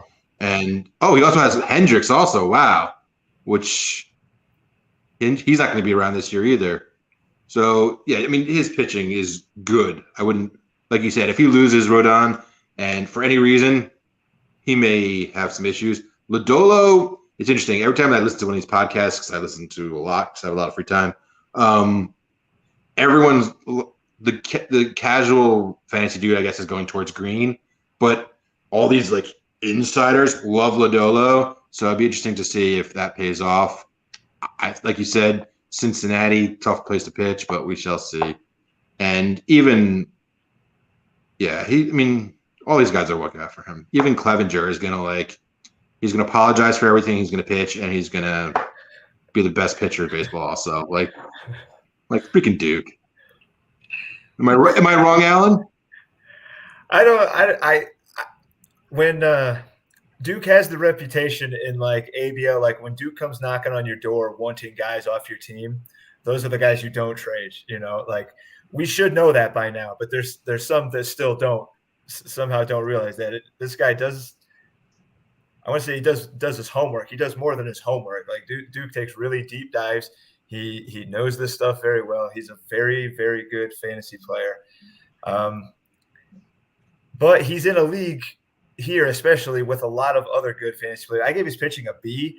I think it's good. It can be pretty good, but it doesn't yet have that usual Duke, to it yet. Not just yet. It'll be like next year when we're talking about John Means for $5 or whatever it is. Like how the hell did he do this when all of these guys are really clicking and everything, and they're letting Lodolo really unleash and throw 170, 180 innings, and Rodon settled into New York and stuff. That's when we'll really be talking about the staff. But as it is now and this year, I gave it a B. Like it's a very good team. Duke will probably be not getting relegated. I'm not a Rodon believer, but I said that at the beginning of last year, and then he went out and had a fantastic season. The velocity really stayed up, the strikeout stayed up. Like he was phenomenal. He did have to shave the facial hair to go to New York, and that does things to a man sometimes. You lose that confidence when you look back in the mirror and you see, it can just weird these guys out sometimes. So we'll see. We'll see if he can handle New York. See if he can handle not having a beard. I think Duke's going to be fine. I mean, it's a good team, but it lacks that blow you away aspect just yet. It's a solid B. It will. Yeah, it will. I know it will. Like once we start wheeling and dealing and everything, it will. He'll get it done. But it's good, not great yet. He's got some good minor leaguers, a lot of youth in the minors. He's really focused on a lot of different shortstops. He's got like half a dozen plus shortstops and then a bunch of right fielders. So, George Valera, Captain Jack, a lot of guys that, I like. But yeah, Duke, very good team, very good owner, puts together great leagues. And we are very thankful for that. Let's move on to another ABL veteran, Mr. Linney in Detroit, running the Detroit Tigers, a real-life Cincinnati Reds fan, but they were taken. And Linney is the Tigers owner. Frank, start us off, and I have to pee. I'll carry it. This is Moneyball at its finest. Because, I think he only spent like $226 out of the $260. And I don't think there's really – because even Torque compared to the other first baseman contracts that we've seen so far, I think seems high with the production. But if you believe in the former number one prospect, then I can't really bash that at 15, because if he pans out, then like all of a sudden it's a steal. McNeil at 16, it seems a little high, but I think with the format's fine. Brian Hayes at 15, great bat, just needs a little more power, but he's a great hitter, just overall, needs a little more oomph. Sean Murphy at 15 is really interesting. I think him leaving Oakland will probably help him. I guess it just really depends on how much they really are going to use Travis d'Arnaud behind him. But Murphy's been a workhorse. Like he's had, I think, about 500 at-bats the past few years. So could be value there. Verdugo at 12 because of the league format solid. JD Martinez at 8. I mean, it wouldn't shock me, especially on the Dodgers, if they unlock something with him and he hits like a maniac. So Haniger at 14, I think is awesome, even if it's because I mean he almost hit 40 home runs in Seattle, I think. So why can't he do it there? And Winker at 7 is a good bounce back even if he does have those platoons. But like in Cincinnati, he was putting up like ridiculous numbers, and especially for this format, it's crazy. So it's triple A to me, just because there's not that like one kind of guy that carries the lineup, but it's a lot of just good, smart pieces that kind of what we were saying about Duke. Maybe it's just $5 here, $5 there, where it adds up to the sum of its parts, which again, for only spending $226 on the whole team is, I'd say, a pretty good job well done. So AAA, but only just because of, not really those couple extra guys that can put it over the edge. Yeah, there's like a cardinal rule: spend your 260, don't leave anyone on the table. He spent 228, but I actually wrote like I'm not a fan of his offense, but at second look, I am. Like for some reason, like it grew on me because of everything you said. Like Torkelson at 15, he could be a $25 player next year. Hayes at 15. I mean, I don't know about his injuries. He's had some like wacky like wrist stuff and stuff. His team's getting better. He's getting more experience. He's at 15. He could be a $25 player. Winker, I mean, maybe last year was a down year. This year he's going to be, I mean, he's hitting in Milwaukee.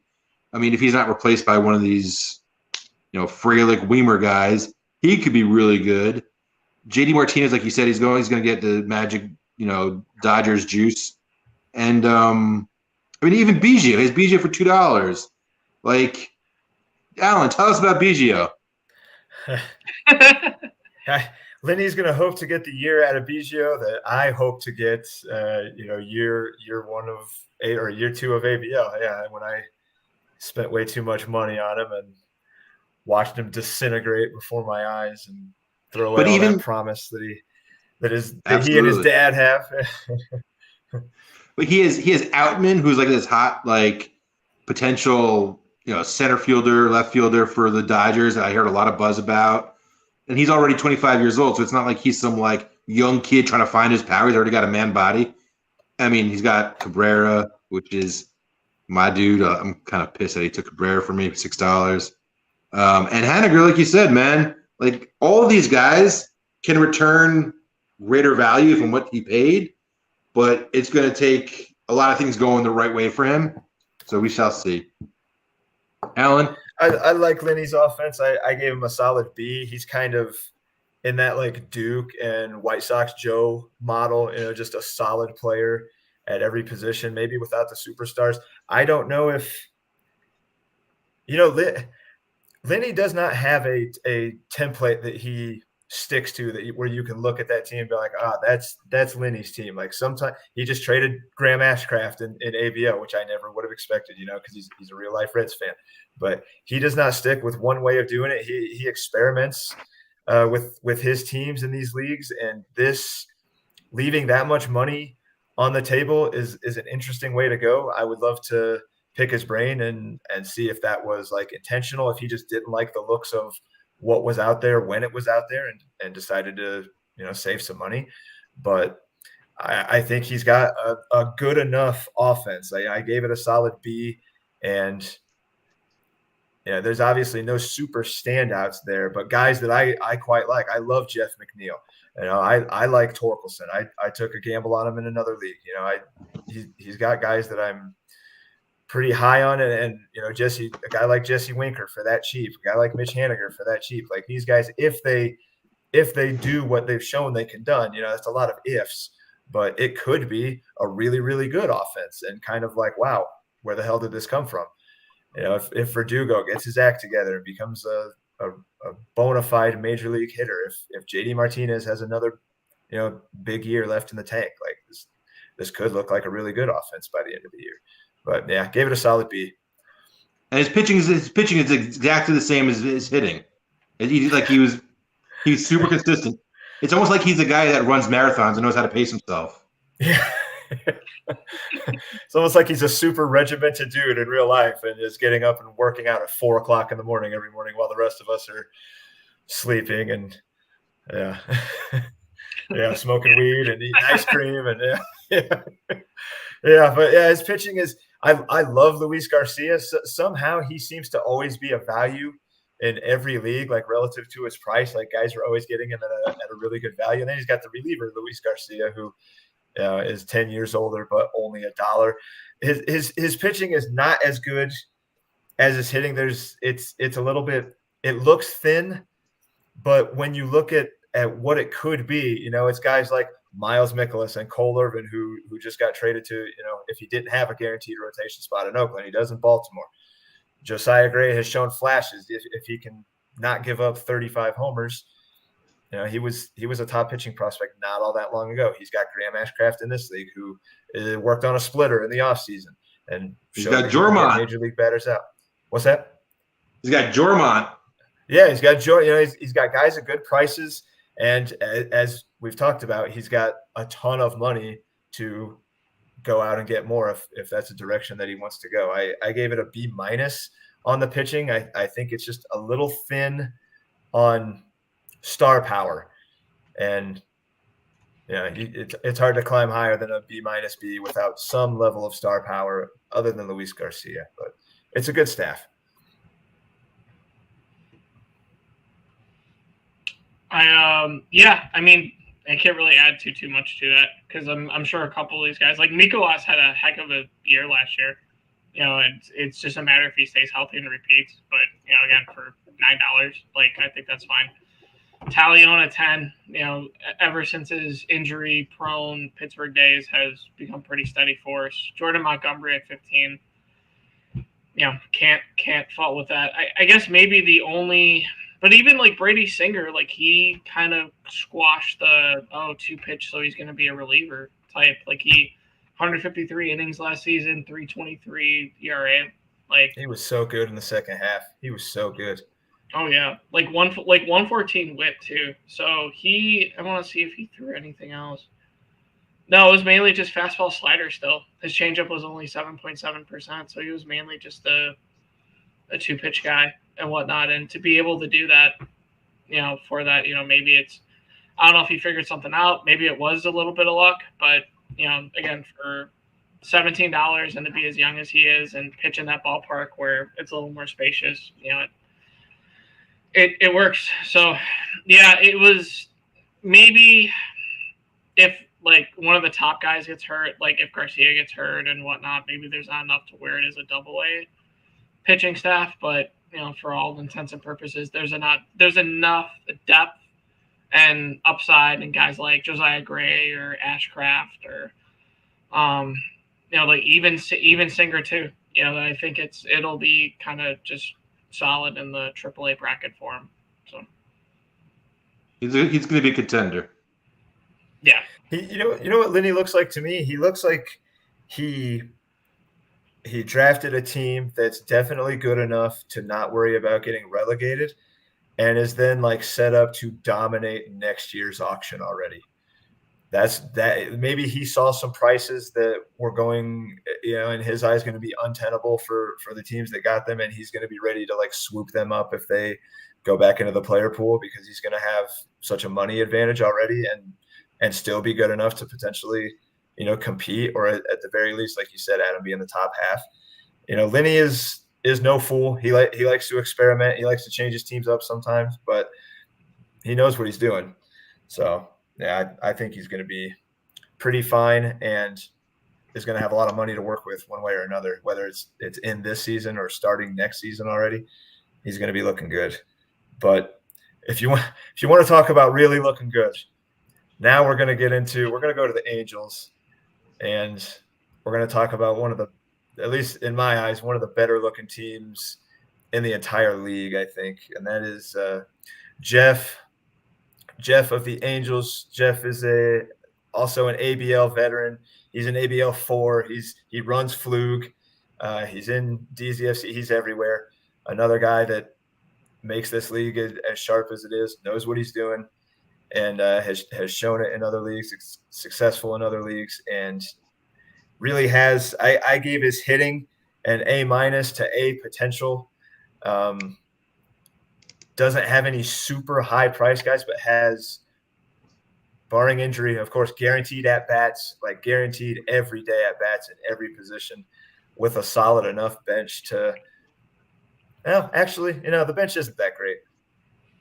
The bench is not that great, but just talking about the lineup, it's a fantastic lineup. No 1,000-point players, but it's full of 6, 7, 800-point players, maybe with the exception of Kyle Raleigh, but I think it's still going to be a solid enough catcher in a 24-team league. He's got some versatility, guys with multiple positions. I love the lineup. A-, A overall. I've done enough of these things with Jeff between best balls and whatnot.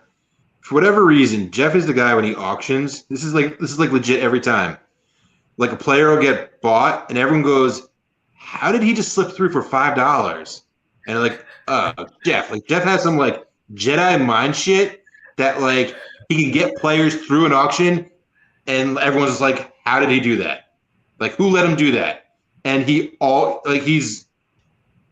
really, really, he's a solid fantasy dude, and his offense sucks. I don't know what he was thinking. But no, I mean, obviously, no, it's really, really good. But my concern is he's got Ketel Marte, Muncy, Yelich, Sterling Marte. Like those are some of his dudes, and there's some serious injury risk. I know we all have injury risk. They can get hurt during spring training, every single one of them. But these guys, I think, are a little bit higher end. Like they have long histories of injuries, and so that scares me a little bit. But he'll make it work, and he's probably got like their backups in his minor leagues or something like that because he's smart as fuck. But he went the route, like I've said, there's some guys that like did like $10 per player. Like he did $20 per player. He's like, Muncy, Swanson, Yelich, Marte not so much, but they're closer to like the $20 range. And then he went the lower rather than 10 straight through like Lenny did. But it's if everyone like I know we were not gonna say like if they stay healthy, but if his dudes stay healthy, his offense is phenomenal. I just don't know if they will. That's fair. Yeah, Jeff has the all-in team based on kind of like age and stuff. It more shows in the pitching, but for the hitting right now, like, I mean, I don't know. I'm still hoping maybe Yelich can reclaim the former glory that he had. With his crazy years. Laureano at 9's good. Marte at 13 seems good. Like, he hasn't really slowed down. Yeah, Benintendi at 8, pretty good. Maybe the only, I guess, maybe critique is Swanson at 23. Like, there's nothing too wrong with that, but he had like a 350 BABIP last season, so I don't know if he'll return kind of the value that other guys can. But Muncy turned it around, so 16's fine with him. Ketel Marte at 9. Like,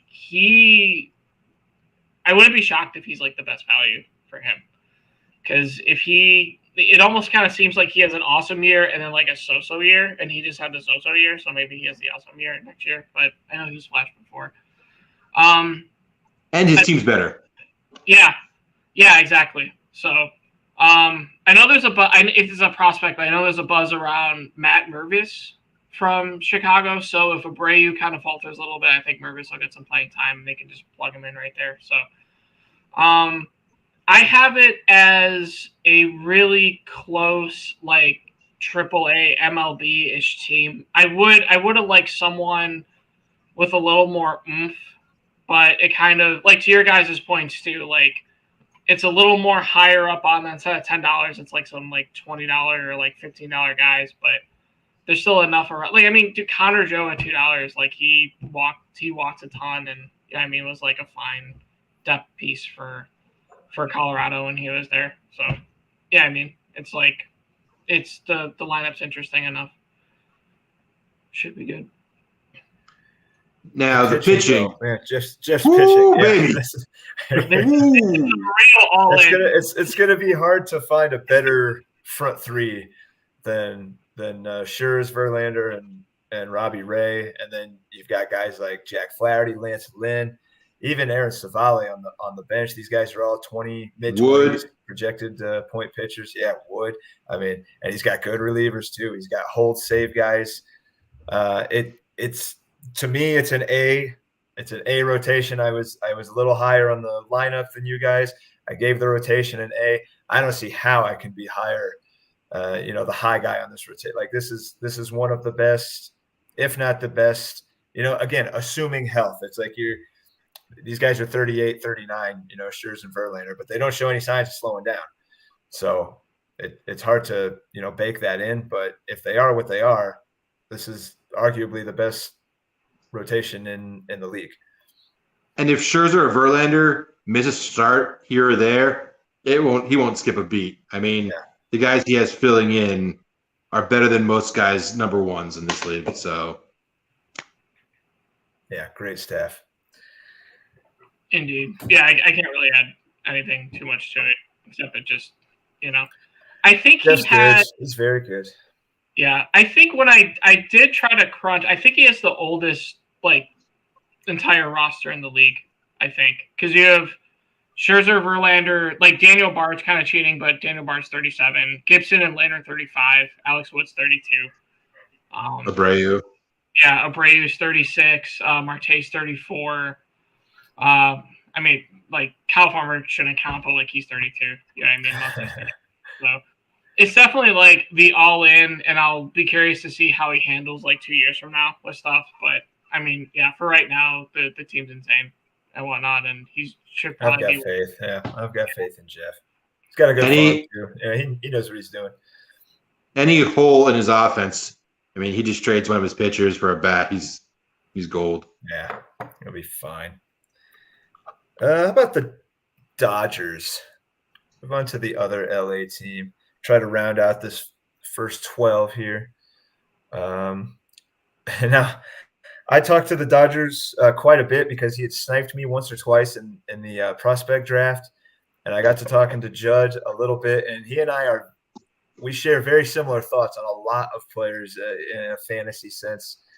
And he did not build his lineup the way I did, but just looking at the hitting, it's not especially deep, but there's a lot of high end talent there, a lot of money spent. Riley, Bichette, Eloy, as we say with so many teams, if these guys all stay healthy. Vargas, if he gets his act together and the Dodgers let him play and he hits it looks like he can. It's a very, very good lineup. I gave it a B plus. Riley Green, $22. Trax has him projected as a 700-point player. 5.6 per game. That seems like it's going to be very good in this league. It's a really good lineup. I don't know if it's great, but it is very solid. Frank? Yeah.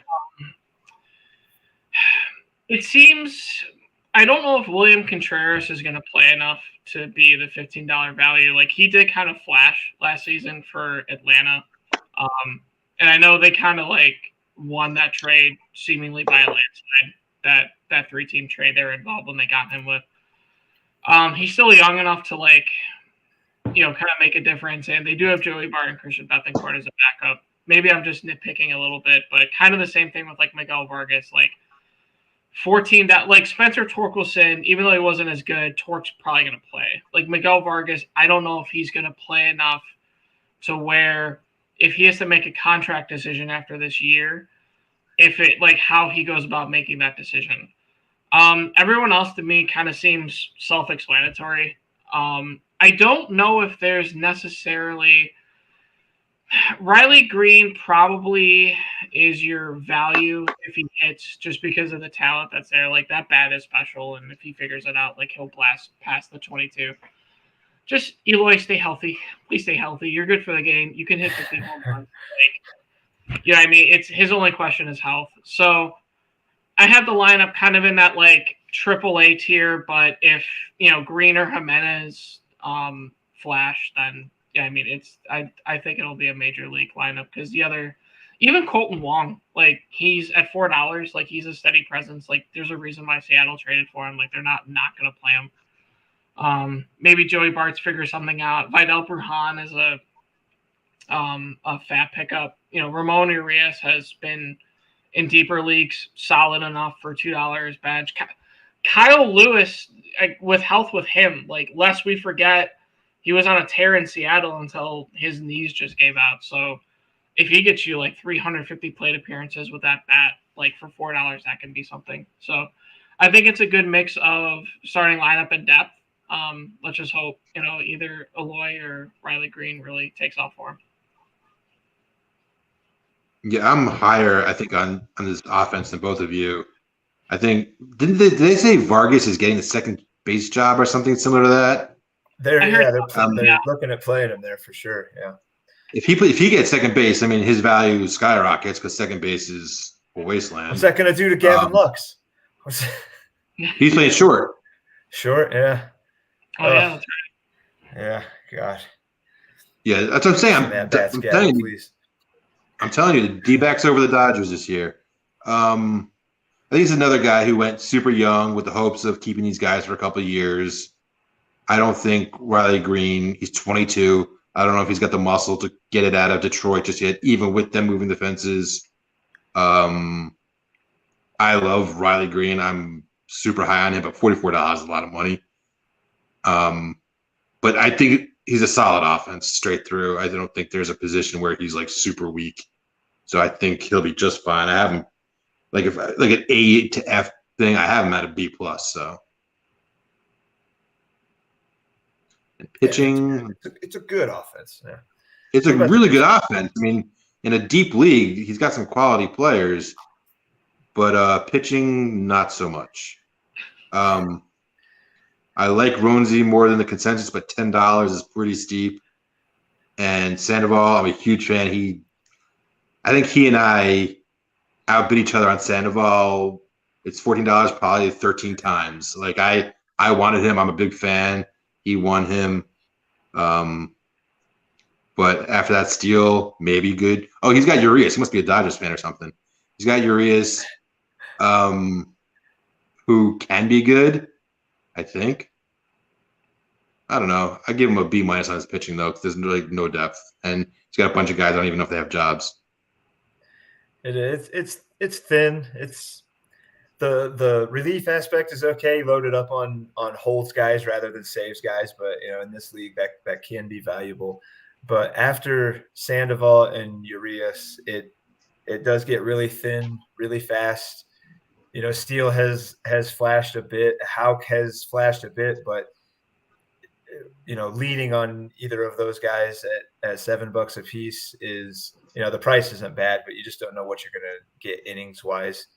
And then after that, you're in the Zach Davies and Louis Patino, who I like, but has been fighting injury. He's still very young, but and he's a ray on top of it. You don't know what you're really going to get out of him this year.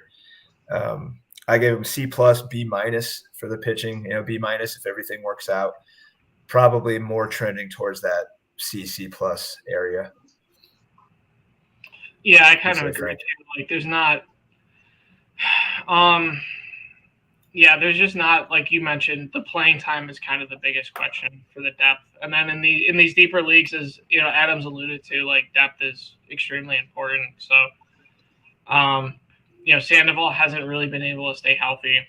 Justin Steele flash. So I have it as a AA rotation. I'm not really, like, in terms of even the prospects coming up too, like a lot of these guys I'd have to double check on from the name perspective for coming up. So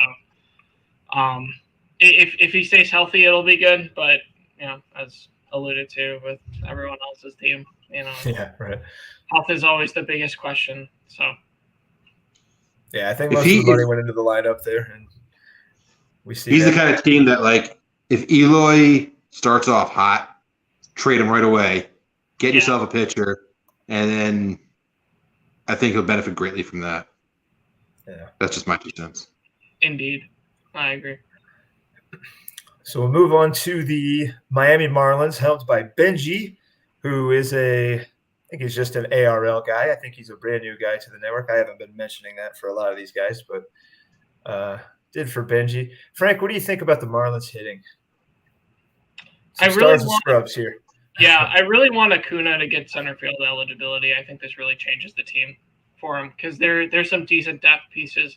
I really like what he did on second looking at it with Moreno and Alvarez as kind of like a $18 total kind of catcher crux that one of those guys should probably pop for him. So I think he's got a good deal there. Rafael Devers at 39. I think it's kind of just in the range of like I probably prefer Machado for 35 over him, but considering that he is uber talented, it wouldn't shock me if he actually beats a $39 value. Lourdes Gurriel Jr. at 6 is kind of sneaky. Like I like that. In a new environment, maybe he gets like a breath of fresh air, but he's put up some good averages and stuff in the past. That Arizona outfield is so jam-packed. I know. Wow. Yeah. They got a ton of talent. Austin Meadows is pretty sneaky 2 for 6. I was kind of hoping to get him, I think, for like 4 or 5, but he had like after he got traded, like in Tampa Bay, he had some good flashes. So if he figures it out.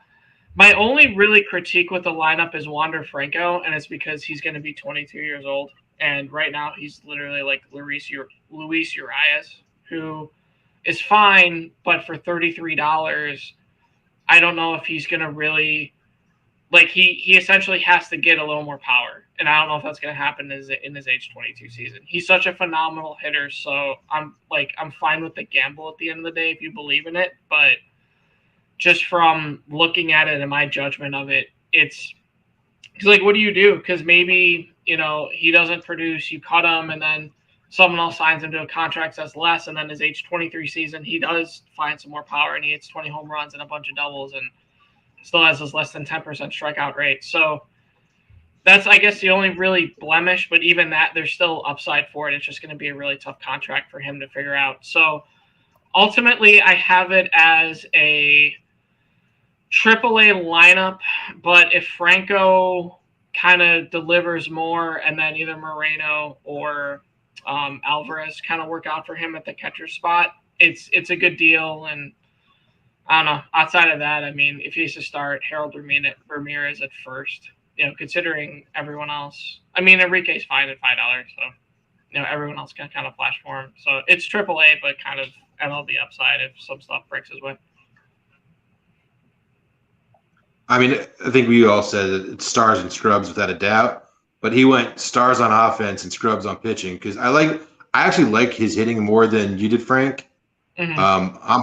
I'm high on Franco. I don't really know what that's based on other than pedigree. But Acuna had 44. If there's one guy in this league, I know it's not going to happen, but if there's one guy in this league, and I heard someone else say this on some podcast, I'm stealing it from somebody. If there's one guy in this league that can go 50-50, it's Acuna. Like, he legitimately can. You could maybe argue Julio, but I don't like rookies. So I think he actually, even though he has stars and scrubs, even his stars are well priced, which I'm like, this is really, really well done. Frank, you seem to mention catchers a lot. It's funny because they're like next one up, like who could I get for $2? But you seem to always go to the catchers, and I find that interesting. And the fact that he spent 9 on Moreno and 3 on Huff and 9 on Alvarez, I'm kind of like, man, you can put that on pitching. You have a solid team right here. But I like this. I mean, he's got Joe Adell for $1. I mean, Vogelbach for $1. He's going to be DHing on one of the best offenses in baseball. I hate saying that. But no, and he's got your boy Birdie, Alan. Mr. Steele. I like Birdie. I mean, but just for eligibility alone, even if it's not a roto league and you're not going to be winning leagues with those steals. He plays second, third, short, left. Like he can play all over the place. Like and he's going to be a guy on a Marlin team that's getting at bats. I'm kind of right there with you guys. Maybe right kind of in between. I gave the Marlins a B plus on hitting. Like the depth is not fantastic. If like you said, it's $21 on catchers that maybe could have been better spent elsewhere. But if both of these guys go off, he's got fantastic looking young, affordable trade chips also, and one of these guys where he won't miss the other one if he wants to deal to somebody that doesn't have a catcher. The center field, if Acuna doesn't get center field eligibility, that is going to be tough. Just playing Kike Hernandez out there, but you could probably do worse, I guess. I mean, I don't know. There is a team that has I think Nick Gordon in center field. So I mean, those two guys are kind of in the same mold where you'd rather be playing them as a utility guy or as a bench guy. But it's a pretty good lineup overall. The stars that he went with are legitimate stars. I'm a Wander guy as well, especially in a points league with that. He just doesn't strike out. He puts the bat on the ball. He's a 70, 80 hit tool guy, super young. But yeah, that is a valid concern. By the time he really starts being that 900,000 point player, if he gets high, is he going to be too expensive to be able to stick around? Who knows? Who cares if he's hitting 400? Yeah, right. Yeah, who cares? I think the Marlin offense is fine. I like Meadows. I'm kind of he's going to be in the auction pool in ABL this weekend. I doubt he sneaks by in a 30-team league full of sharks, but hold on, wait, say it again. I'm taking notes. What was that about Meadows? Yeah. Write that down. Get your pen out. What do we think of the Marlins pitching? I know we've kind of alluded to it already. It's maybe not as good as the hitting. I don't think it's really nearly as good as the hitting. There's some interesting names. Syndergaard for $9 is not a bad deal. If Walker Buehler can eventually come back from the Tommy John, probably not going to be much for you this year, but at $10, 12 or 13, whatever it is next year, he'll end up probably looking pretty good. $2 Kyle Hendricks. Yeah, you're leaning on a lot of guys that are going to give you pretty mediocre innings, the Marco Gonzalez types, the Urquides and Kyle Hendricks types. Like, they're fine. Are they good enough to win you a week? Is there anybody there that come Sunday that you can say, oh, this guy's starting for me, I think I got a chance to score 30, 35 points? I just don't really see it in this rotation. So I gave it a C plus, maybe a B minus. Not great, not terrible, but not great. Frank? Yeah, I kind of have to agree. I didn't realize Walker Buehler was 28 years old. I thought he was like 25 or 26 still for some reason. Like, he must have been in the league longer than I remember him. But it kind of seems like he, with the pitching, might just be playing for next year a little bit, because a lot of they're fine. Like, Stroman at 9's fine. Or maybe your Quiddity or your Urquidy figure something out. Taijuan Walker at 8, I think might actually produce a few dollars of value there.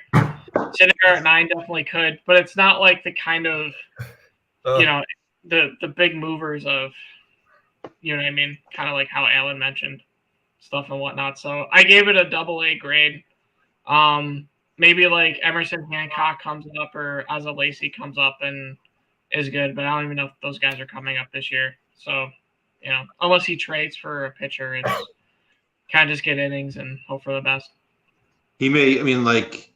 He's got Edwin Diaz at 21. Like, again, like, some people love relief guys. I'm with relief guys the way I am with catchers. I'm like, who's on the wire? Let's grab him and see if he gets some closes this week. That's who I am. I think that money could have been spent on another starter, but that's a strategy opinion type thing rather than like faulting him or anything. But you know what? Let's get to your strategy here. Let's round out The first half, yeah, we didn't blow through it fast enough to get through everybody. There's no way. No, no. Let's just stick to our idea of doing half here, and let's end it with the Milwaukee Brewers, ran here by our very own Adam, and I'll let you kick it off, and you give us your thoughts on and thought process on your lineup here. It sucks. I did not like my own draft. I'm unhappy with it. Really? Kicking myself on some of these decisions. The one thing I did is I tried to stack up starting pitchers. I think I accomplished that on starting pitchers with like solid jobs, but like, yeah, I'm not a fan. This team's awful. I think it's fine. It's not bad. Yeah, it's fine. I got starters at every position. Yeah, I think it's fine. You got good flexibility, especially in the outfield. You got a bunch of guys that can play all over the place. You got if anybody's looking for an outfielder, they're on the block. Xander's in a fantastic lineup, very solid shortstop. You know how I feel about Andrew Vaughn, who seems like he just can't help but be $27 in whatever league we're looking at him in. Rizzo is going to be fine, if not very, very good for $17. And stuck true to your word with catcher, $3 Jose Trevino, give me the Yankee catcher, whatever. I think it's a fine lineup. It's a little bit thin maybe on the like overall talent, but I think it's a B, maybe with potential for B plus if say Vaughn turns into the hitter that we hope he can be. Donaldson, if you get a good amount of at bats out of Donaldson, it could be okay. Echeverria Ruiz can be just fine. Probably going to get ABs in Oakland's. I don't think it's a bad lineup. What do you think, Frank? Yeah, I mean, Vaughn is probably the biggest blemish because at 27, like he needs to. I'm looking at his numbers right now because I want to see if he walked a lot. So he walked a lot more in the minors. Like he had like a 12% walk rate. His ground ball rate's at 47%. So unless he starts walking a lot more, I don't know if he's going to produce like the doubles and power numbers for that to be worth 27. But outside of that, I mean, I'm a Adolis Garcia sucker. So even in the format where, I mean, like maybe his speed doesn't play as much because he gets caught stealing a lot. Like it's still, it's still like a gamble for me. Rizzo at 17 might be one of the best contracts in this whole league because if he bounces back, like to compare Mountcastle at 17 and Rizzo, like I think I would rather have Rizzo just in that environment like every single time. So he's really good for you. Bogarts is fine. The other one is Nootbaar. Like he had a lot of good StatCast numbers. So what he did might be repeatable. And for $10, if they play him an average amount, like he's going to return, I think, a lot of value on that. I wouldn't be shocked if he's like a $20 value because he walks, he gets you doubles. I don't know how much he runs, but it's for this points format. I think he'll be someone that's good for you. And then when Brandon Marsh went to Philly, it kind of rejuvenated him a little bit. It was still around a 30% strikeout rate, but the numbers were a lot better. So for $4 there, it's pretty good. So, I mean, outside of Vaughn, like, yeah, dude, your lineup's solid. So I will not abide Andrew Vaughn's slander. I believe we were talking about it in banter on the Discord. It might have been Duke or whatever that said, now that LaRusse is gone and they stop messing around with Vaughn's position, they stop making him play outfield and stuff. Abreu's gone. He should be able to just play first base, concentrate on one position, and just be able to concentrate on hitting. He can hit. He skipped AAA. He feels like he's maybe just still settling into the bigs. He can be a bona fide major league hitter. I have a ton of faith. All the faith that I had in Yoan Moncada has shifted over to the other side of the diamond on the White Sox, and it's all sitting with Andrew Vaughn. And I cannot 24. believe – yeah, very young. Speaking of it, I cannot believe that Rizzo is only 33. Like, it feels like Anthony Rizzo should be pushing 40, and he's only 33. I'm pushing 40, and Anthony Rizzo is 33. That just doesn't seem like it should be right. It feels like he was with the Cubs. It feels like he was a quad A prospect with the Padres for a long time. And then it feels like he was with the Cubs forever. And he's only 33. It's phenomenal that he's only 33. But I think the lineup's fine, Adam. I do. And I think the pitching is fine too. It's not spectacular. I love Reed Detmers. I kick myself in the ass because I think it was Flug that I traded him to Duke for like Luis Garcia or somebody like that. I'm really kicking myself in the ass. I like Dre Jameson. Hayden Wisniewski, has shown potential, and in a Cubs rotation where spots are pretty wide open, I feel like, he could easily slip in there.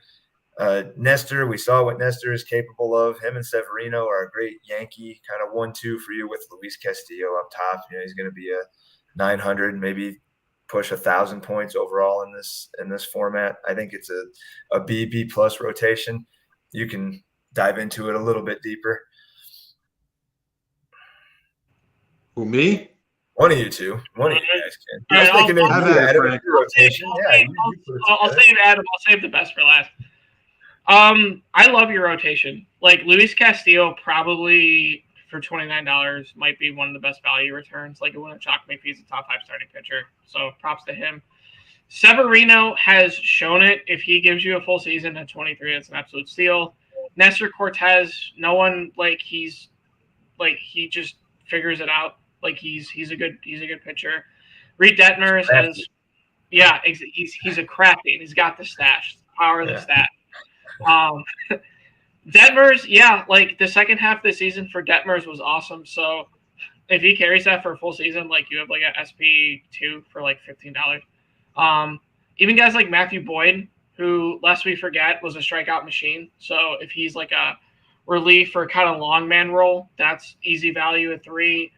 Clark Schmidt, the Yankees always seem to have a good bullpen, so he's good. Dre Jameson, he pitched a little bit last season. He seems fine. Ryan Pato, I can't say his last name, but if he gets the walks under control for the Dodgers, they might have some open spots with Kershaw always being hurt, Dustin May coming off injury. Gonsolin kind of has been hurt too. So you have a lot of guys here that can really kind of boom for you. And you honestly really only need one of them to do that, to really kind of exceed, kind of the prices for this. So I have it as a major league rotation. Also, shout out Joey Cantillo. I know we're not talking about prospects, but Cleveland pitching machine.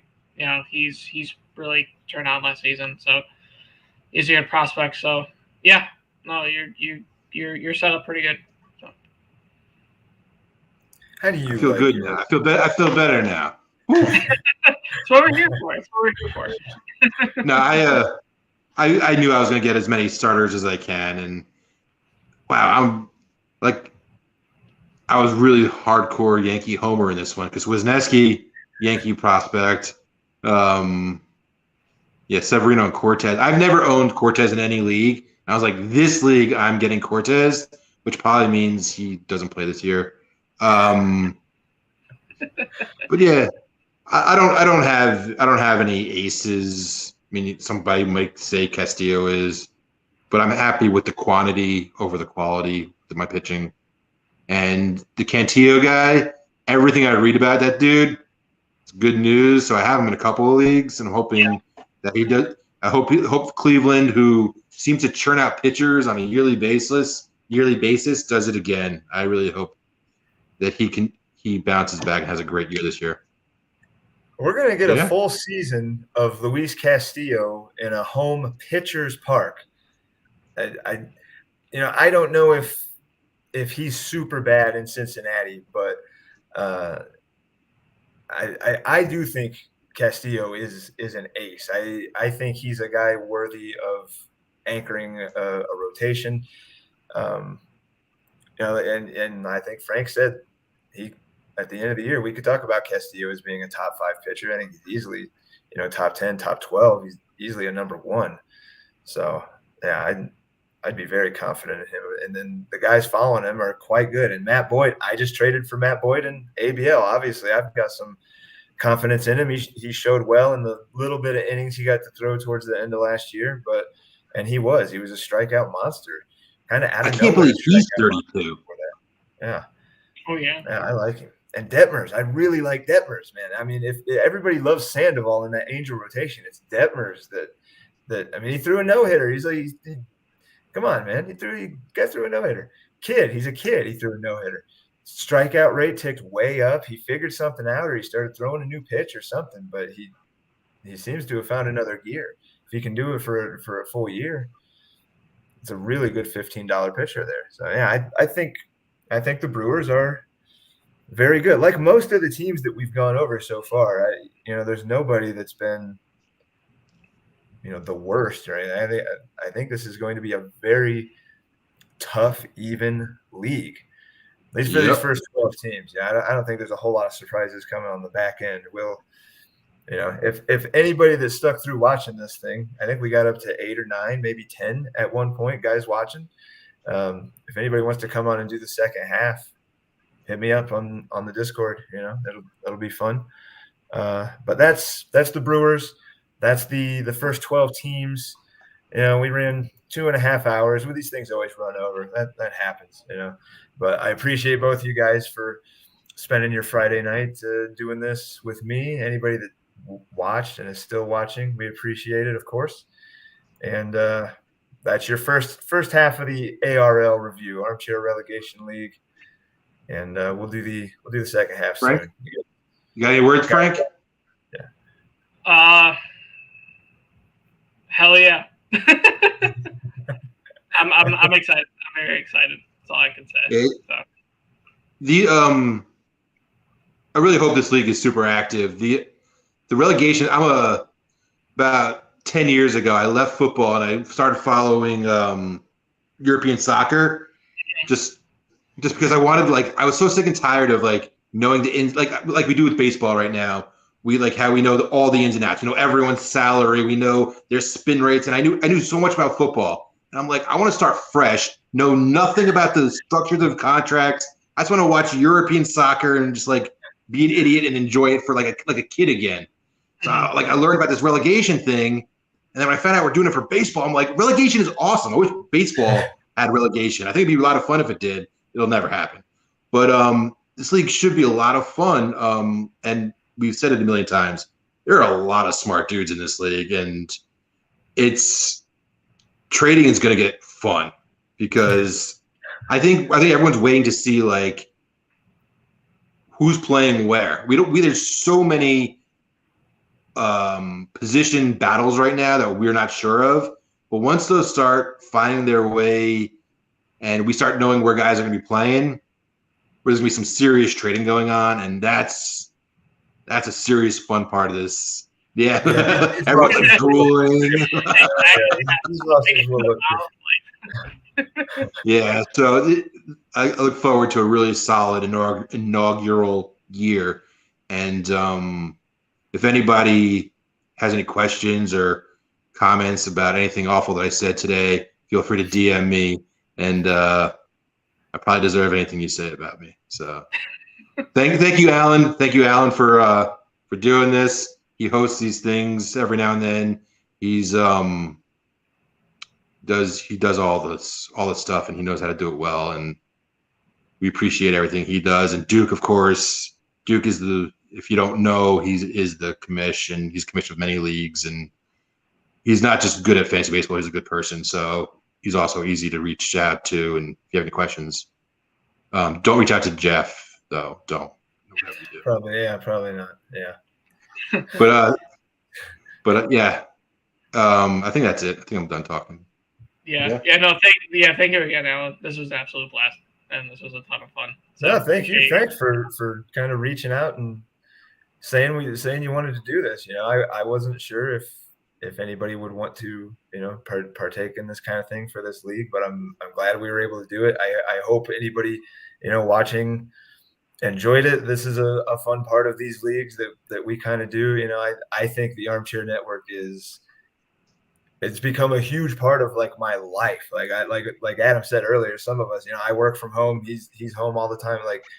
we're on this board all the time. I know more about these guys than anybody I've met the last 10 or so years, honestly. So I mean, this network. Hey, there's the puff. This network is a huge part of my life, and this league is going to be great. I do love the relegation aspect. I'm really excited about that. That's kind of what pulled me into this. I initially wasn't going to join it because I wanted Duke to get some fresh blood in these leagues. I didn't want to flood it with I didn't want to be another ABL guy in this league, but I did end up asking him, like, man, is there a spot for me in this league? Because I love these leagues so much. So but thank you guys again for doing this on your Friday night. Much appreciated. And we'll let you go right at 2.5 hours here. So thanks. Go start your research, Alan. Yeah. Start your research for tomorrow morning. We'll see you in the morning. Yeah. ABL tomorrow morning. All right, guys. Thanks a lot. We'll see you next time. Be good.